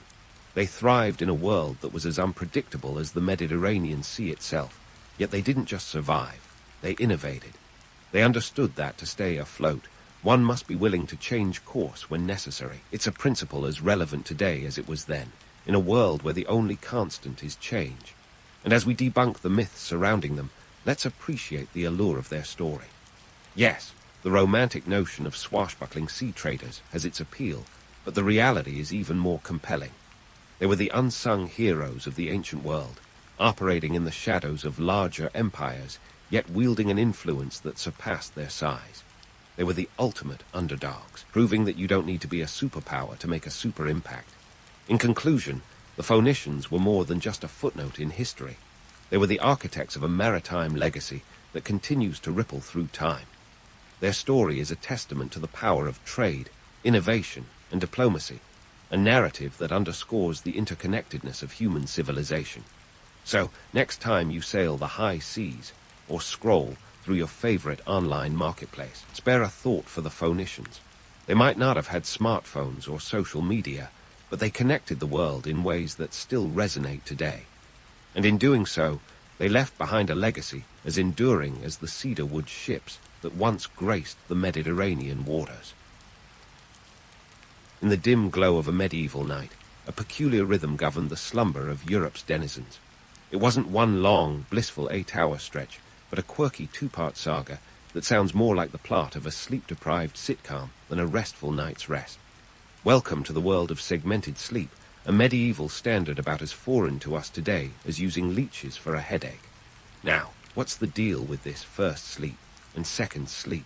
Well, think of it as the medieval version of a Netflix binge, only with much less entertainment and a lot more darkness. The night was divided into 2 distinct periods of sleep, separated by a delightfully ambiguous chunk of consciousness known as the watch or the wake. People would hit the hay not long after sunset, catching their first round of Z's. Then after a few hours they'd wake up, a little groggy, a tad chilly, and spend an hour or so doing Well, whatever medieval folks did when they couldn't scroll through Twitter or binge-watch their favorite shows. The reasons for these strange nocturnal habits, part church bells, part rooster crows, and all about the natural rhythms imposed by life before electric light. The church bells would ring out, marking the hours with a clanging precision that left little room for a snooze button. And those rooster crows weren't just there to ensure a farmer's timely wake-up call. They were part of a broader symphony of dawn sounds that heralded the start of the second sleep. This wasn't just an accidental habit, but a way of life deeply ingrained in medieval society. So, what did they do during this mysterious intermission? Well, the options were surprisingly varied. Some might engage in quiet contemplation or prayers, a chance to reflect on life's mysteries without the distractions of the day. Others might indulge in more, shall we say, intimate activities. A 15th century medical tract even suggested that the time between sleeps was the best time for couples to conceive. Seems like medieval romance had its own peculiar timetable. For the less amorously inclined, this interlude was a perfect opportunity to stoke the fire, tend to household chores, or even sneak in a bit of extra work. It was a practical solution to the challenges of heating and lighting in a world where candles were as precious as a Game of Thrones finale that didn't disappoint. And if you think that sounds a bit rough, remember, these were folks who routinely faced the Black Plague and the 100 Years' War. A little midnight productivity was just another day in the life. Now, before you start thinking this was some quaint, idyllic way of life, consider the reality. The medieval world was a tapestry of harsh contrasts, and sleep was no exception. The practice of segmented sleep was a response to the constraints of their environment, not some quaint tradition we should romanticize. The nights were long, the winters were longer, and the dark was really, really dark. Sleeping in shifts was as much about survival as it was about tradition. This segmented sleep pattern did have its perks, though. It allowed for a certain flexibility that our modern sleep schedules lack. Can't sleep? No problem. Get up, do something useful, and go back to bed later. No need for sleeping pills or white noise machines when the natural world provided its own rhythms. But before we get too nostalgic, let's remember that these folks also dealt with lice-infested bedding and the constant threat of nocturnal creatures. So, maybe hold off on the time travel plans. By the time the sun peaked over the horizon, marking the end of the second sleep, medieval Europeans would rise to face a day dictated by the sun's path across the sky. The modern notion of a 9-to-5 workday would have seemed as alien to them as our obsession with caffeine-fueled productivity. Their lives were ruled by the light and the dark, and their sleep was no exception. The transition from segmented sleep to our current model of one long stretch didn't happen overnight, pun intended. It was the Industrial Revolution, with its factories and artificial lighting, that gradually nudged society towards the sleep habits we know today. But for centuries, the segmented pattern was not just a quirk of history, it was a fundamental aspect of everyday life. So, the next time you find yourself wide awake at 3 a.m., tossing and turning with the weight of the modern world on your shoulders, take a page from the medieval playbook. Embrace the wakeful hour, make a cup of herbal tea, and ponder the mysteries of life. Or, just get lost in the rabbit hole of late-night YouTube videos. After all, some things never change. If the medieval sleep pattern was like binge-watching a series, the medieval bedroom setup was more akin to crashing on a friend's couch during a crowded house party. Let's dive into the world of communal sleeping arrangements, where privacy was as rare as a snowflake in the Sahara. Forget plush mattresses and fluffy duvets. Think of straw-stuffed mattresses, itchy wool blankets, and the comforting presence of your entire household snoring in a chorus. In the medieval era, the concept of a private bedroom was as foreign as Wi-Fi on the moon. Most folks shared sleeping spaces with family members, servants, and sometimes even livestock. Yes, you heard that right. Cows and chickens were part of the nightly lineup, turning the medieval bedroom into a real-life barnyard jamboree. The idea of personal space was a distant dream. Instead, people piled into the same bed to stay warm, turning a necessity into a somewhat questionable bonding experience. Now, let's talk about the economic factors that made this communal coziness a necessity. In a world where heating was a luxury, the body heat from all those extra bodies was a practical solution to the biting cold. Homes weren't exactly built with central heating in mind. Stone walls and drafty windows ensured that winter nights were less cozy by the fire and more huddled for survival. Sleeping fully clothed wasn't just a quirky fashion choice. It was a survival tactic.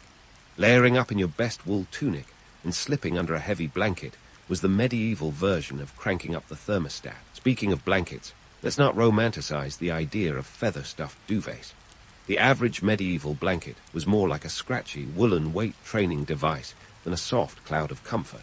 And if you were lucky enough to have a mattress, it was likely stuffed with straw or feathers, which sounds quaint until you consider the bugs and rodents that love to bunk in your bed. Not exactly the stuff of dreams, unless you're dreaming of medieval pest control. But hey, at least they had beds, right? Well, not so fast. The average medieval household was more likely to feature simple wooden frames or even just a straw mat on the floor.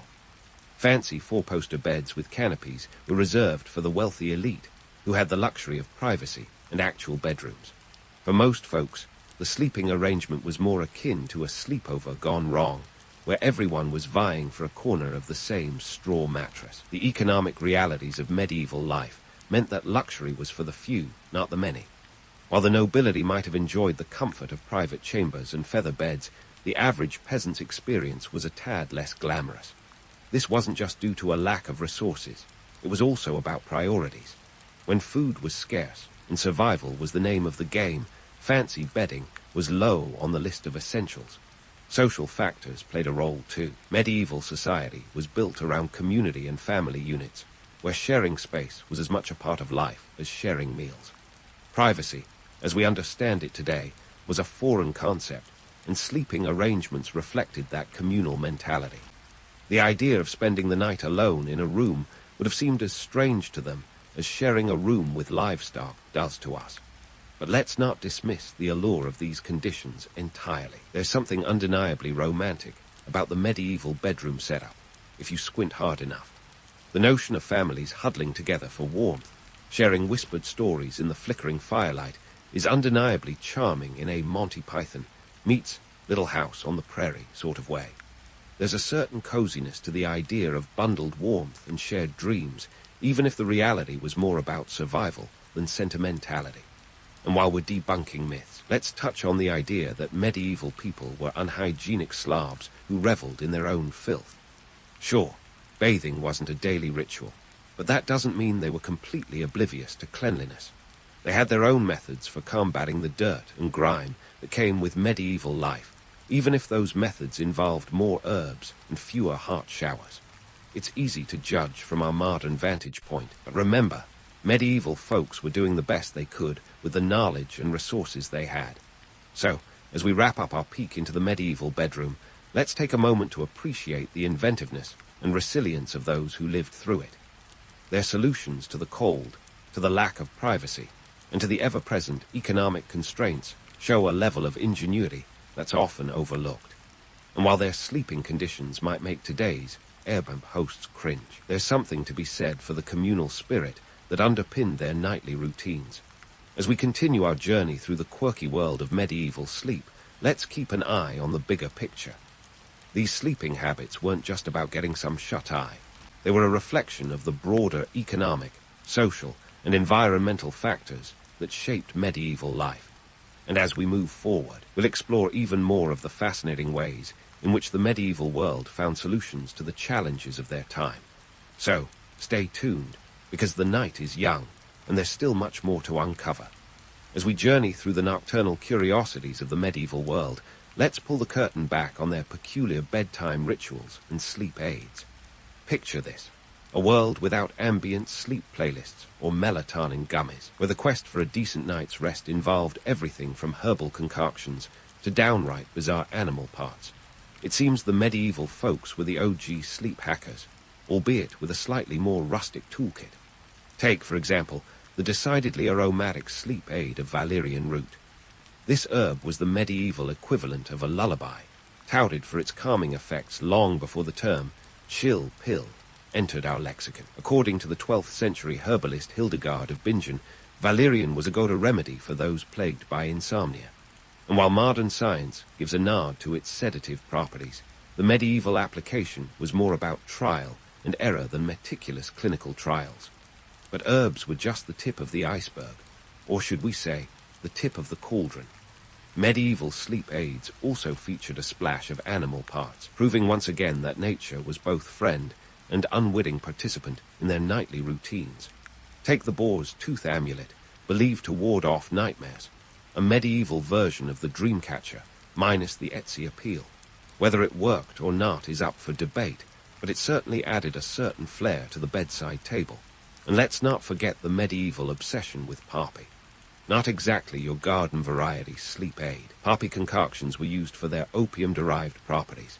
A little poppy milk, and you might just sleep through the next rooster's crow. The 14th century manuscript known as the Tacuanum Sanitatis recommended poppy for inducing sleep, although the side effects likely included some vivid dreams or perhaps full-on hallucinations. But hey, at least they weren't stuck counting sheep. Speaking of sheep, their wool was another bizarre sleep aid. Yes, the lanolin-rich fibers were prized for their supposed sleep-inducing qualities. Medieval texts suggested placing wool under one's pillow to promote restful sleep, a practice that sounds both cozy and slightly itchy. It might not have been as soothing as today's lavender-scented pillows, but it was the best the 14th century had to offer. Now, let's talk about sleep-related rituals that would make even the most dedicated wellness influencers blush. Imagine reciting an incantation or prayer before bed, not just for spiritual peace, but to stave off demons of the night. According to the Book of Secrets by Albertus Magnus, a 13th century tome filled with magical recipes, placing a piece of bread under your pillow could prevent nightmares. This wasn't just about belief, it was a tangible action to combat the unknown, blending faith with folk ritual. And while we're on the topic of charms and spells, consider the medieval fascination with astrology. Your sleep schedule might have depended as much on the stars as it did on the church bells.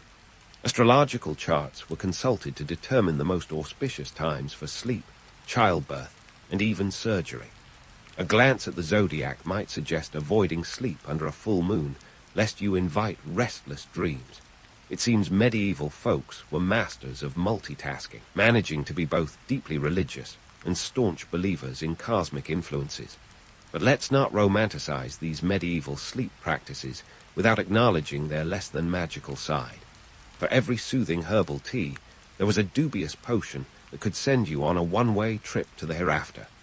The use of opium and other potent substances was a double-edged sword, offering relief at the cost of potential dependency, or worse. The line between medicine and poison was as thin as a medieval bedsheet, and sometimes just as easy to cross. Let's pause for a moment to appreciate how these sleep traditions highlight an enduring truth. The quest for a good night's sleep is as old as time itself.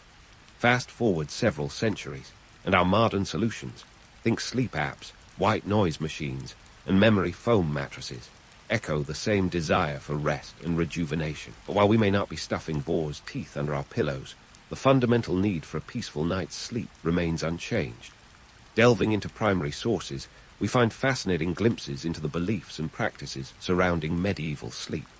The Regimen Sanitatis Salinitanum, a medieval health guide, advises against excessive eating before bed, a timeless tip that aligns with modern dietary wisdom. Meanwhile, the Malleus Maleficarum, a 15th century treatise on witchcraft, warns of witches causing sleep disturbances. Whether they were warding off evil spirits or indulging in a midnight snack, medieval folks were acutely aware of the impact of nighttime habits on their well-being. And while we're debunking myths, let's address the notion that medieval people were entirely at the mercy of superstition. Sure, there were some outlandish beliefs, but many medieval sleep aids were grounded in practical observation and herbal lore. The use of lavender and chamomile, both known for their calming properties, shows a keen understanding of natural remedies that still resonate today. So, while we might chuckle at their more eccentric practices, it's worth noting that modern sleep solutions aren't entirely free from superstition either. After all, who's to say our blue light-blocking glasses won't seem quaintly archaic to future generations? As we continue our exploration of medieval sleep, keep in mind that these practices were as much a reflection of their world as our sleep aids are of ours.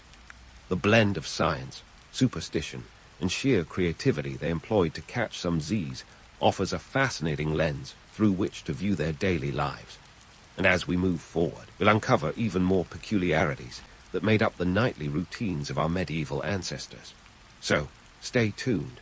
There's plenty more to unravel in the darkened chambers of history. Let's journey into the shadowy realm of medieval sleep beliefs, where the line between reality and the supernatural was as blurry as a medieval manuscript after too much mead. The medieval world was a place where the darkness of night wasn't just a physical absence of light, but a time when all manner of eerie entities might come out to play. Cue the night demons, terrifying creatures that medieval folks believed could do everything from disturb your sleep to outright steal your soul. Now, who were these pesky night demons? Well, these weren't your garden variety boogermen. They were serious business, believed to be responsible for everything from terrifying nightmares to the sinister phenomenon known as sleep paralysis. Picture it. You're snug in your straw-filled bed, and suddenly you're awake but unable to move, convinced that something dreadful is hovering over you. Sound familiar? Even today, sleep paralysis is a recognized condition, but back then, it was attributed to demons like the incubus and the succubus, who were said to prey on the vulnerable during sleep. Talk about a nightmare. And let's not forget the infamous Mare of Nightmare fame. This creature, often depicted as a dark, shadowy figure, was thought to sit on the chest of sleepers, suffocating them and causing terrifying dreams. It was enough to keep anyone up at night, clutching their amulets and muttering prayers. The fear of night demons was so pervasive that it even found its way into architectural design, those creepy gargoyles adorning medieval cathedrals. They weren't just for show. They were believed to ward off evil spirits. It seems the medieval folks were nothing if not resourceful in their battle against the supernatural. But demons weren't the only nocturnal nuisances. Dreams themselves were a mixed bag of potential omens and divine messages, each one requiring careful interpretation. The medieval mind was a fertile ground for dream analysis, a practice that was part science, part superstition, and entirely captivating. Dreams could be messages from God or warnings of future events, and deciphering them was a task for the learned. Think of it as a medieval version of a horoscope, but with much higher stakes. Religious figures and scholars often took on the role of dream interpreters, turning what happened in the REM cycle into guidance for real-life decisions. The Bible itself is littered with dream references, from Joseph interpreting Pharaoh's dreams in Egypt to Jacob's ladder to heaven. These stories reinforce the idea that sleep was a time when the divine and the human could communicate, not just a time to catch up on some much-needed rest. But before you start thinking, medieval folks were constantly on edge about their dreams. Remember that not every night brought celestial revelations or demonic visitations. For many, sleep remained a simple necessity, albeit one wrapped in layers of cultural significance. Dreams were as likely to reflect mundane concerns as they were to reveal the mysteries of the universe. After all, even medieval peasants had to worry about things like crop failures and livestock diseases. The belief in the power of dreams and the fear of night demons were deeply intertwined with the fabric of medieval society, influencing everything from personal decisions to broader social hierarchies. For instance, a king might consult a dream interpreter before making a crucial political decision, while a farmer might take a dream about a bountiful harvest as a sign to plant more crops. It was a world where the unseen forces of the night were as vital to daily life as the tangible challenges of the day. And let's not overlook the role of religion in all this. The medieval church wielded considerable influence over the interpretation of dreams and the management of nocturnal fears. Priests would offer prayers and blessings to protect the faithful from night terrors, and church doctrine often shaped the way dreams were understood. It was a delicate dance between spiritual authority and individual experience, with the church offering both comfort and control in equal measure. Social hierarchies also played their part in shaping sleep beliefs. The wealthy and powerful had access to private chambers and personal priests to guard their slumber, while the poor had to make do with communal sleeping arrangements and shared remedies. This discrepancy in sleep conditions mirrored the broader inequalities of medieval life, where access to spiritual protection was just another form of privilege.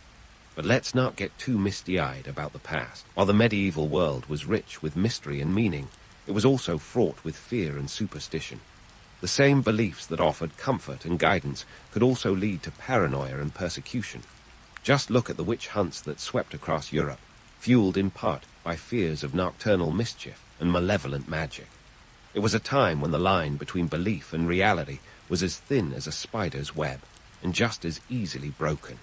So, what can we take away from this journey into the medieval night?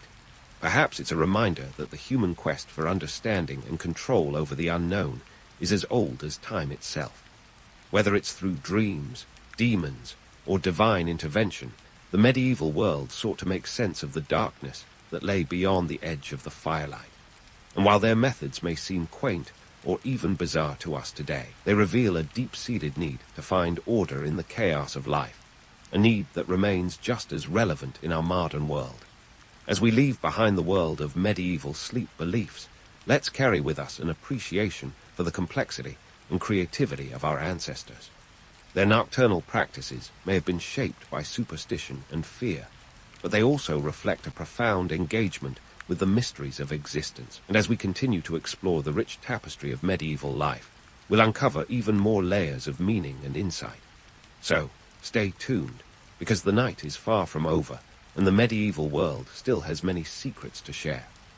As we leave behind the world of medieval sleep beliefs, it's high time we peek under the covers of our own sleep habits and see how they stack up against those of our ancestors. Spoiler alert, while we've traded straw mattresses for memory foam and night demons for Netflix, the quest for the perfect night's sleep remains as elusive as ever.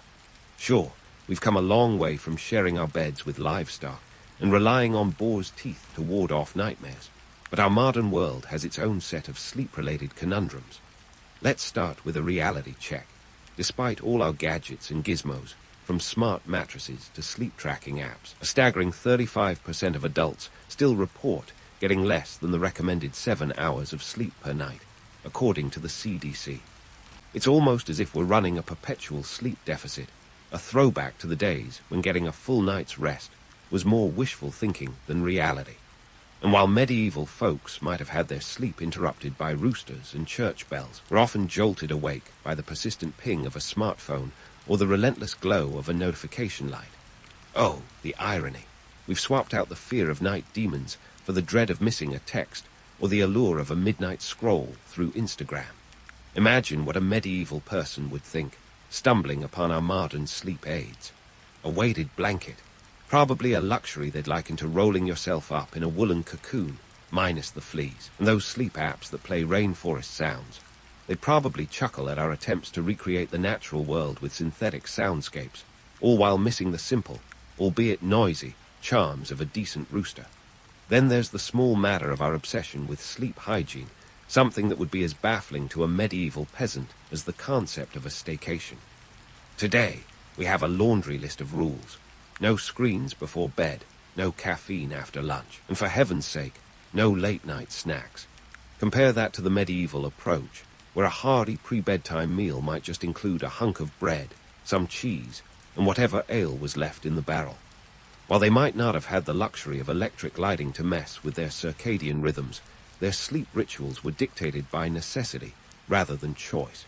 And let's not forget the enduring myths that medieval sleep practices have left behind. Hollywood loves to paint the Middle Ages as a time of perpetual darkness and superstition, a place where everyone lived in constant fear of the supernatural.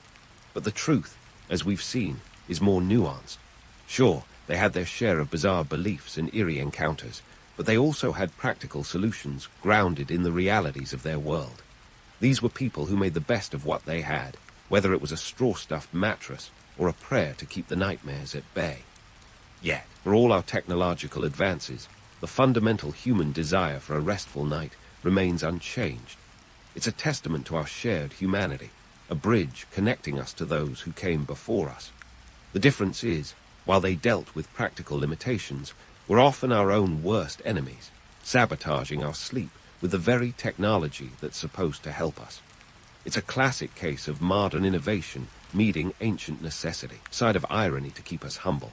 And while we're on the subject of humility, let's consider what medieval folks might think of our contemporary sleep culture. Picture a medieval peasant, fresh from a hard day's work in the fields, being introduced to a sleep mask. The very idea might be met with skepticism, if not outright amusement. You mean to say, they might chuckle, you need a special cloth to keep the light out. Why not just wait for nightfall? And as for those white noise machines, they'd probably prefer the real deal. Frogs croaking in a nearby pond, or the wind rustling through the trees. As we wrap up this journey through the nightscapes of history, let's take a moment to reflect on the enduring quest for sleep. Across centuries, cultures, and continents, the need for rest has been a universal constant, shaping lives and daily rhythms. Whether it's medieval segmented sleep or our modern fixation with REM cycles, the pursuit of a good night's sleep is a timeless endeavor. So, next time you find yourself tossing and turning in the dead of night, consider this. You're part of a long line of restless souls, from those who feared the night demons to those who fear missing the latest TikTok trend. And while our solutions may differ, the motivation remains the same, a quest for peace, rest, and maybe a little bit of understanding of the mysteries that unfold when the world goes dark. In the end, whether you're reaching for valerian root or a melatonin gummy, remember that sleep is both a natural necessity and a cultural artifact, shaped by the times and technologies we're born into. And as we drift off into our own dreams, let's give a nod to our medieval ancestors, who navigated the night with equal parts fear and ingenuity. Their legacy is a reminder that while the world may change, some things, like the need for sleep, remain refreshingly, stubbornly constant.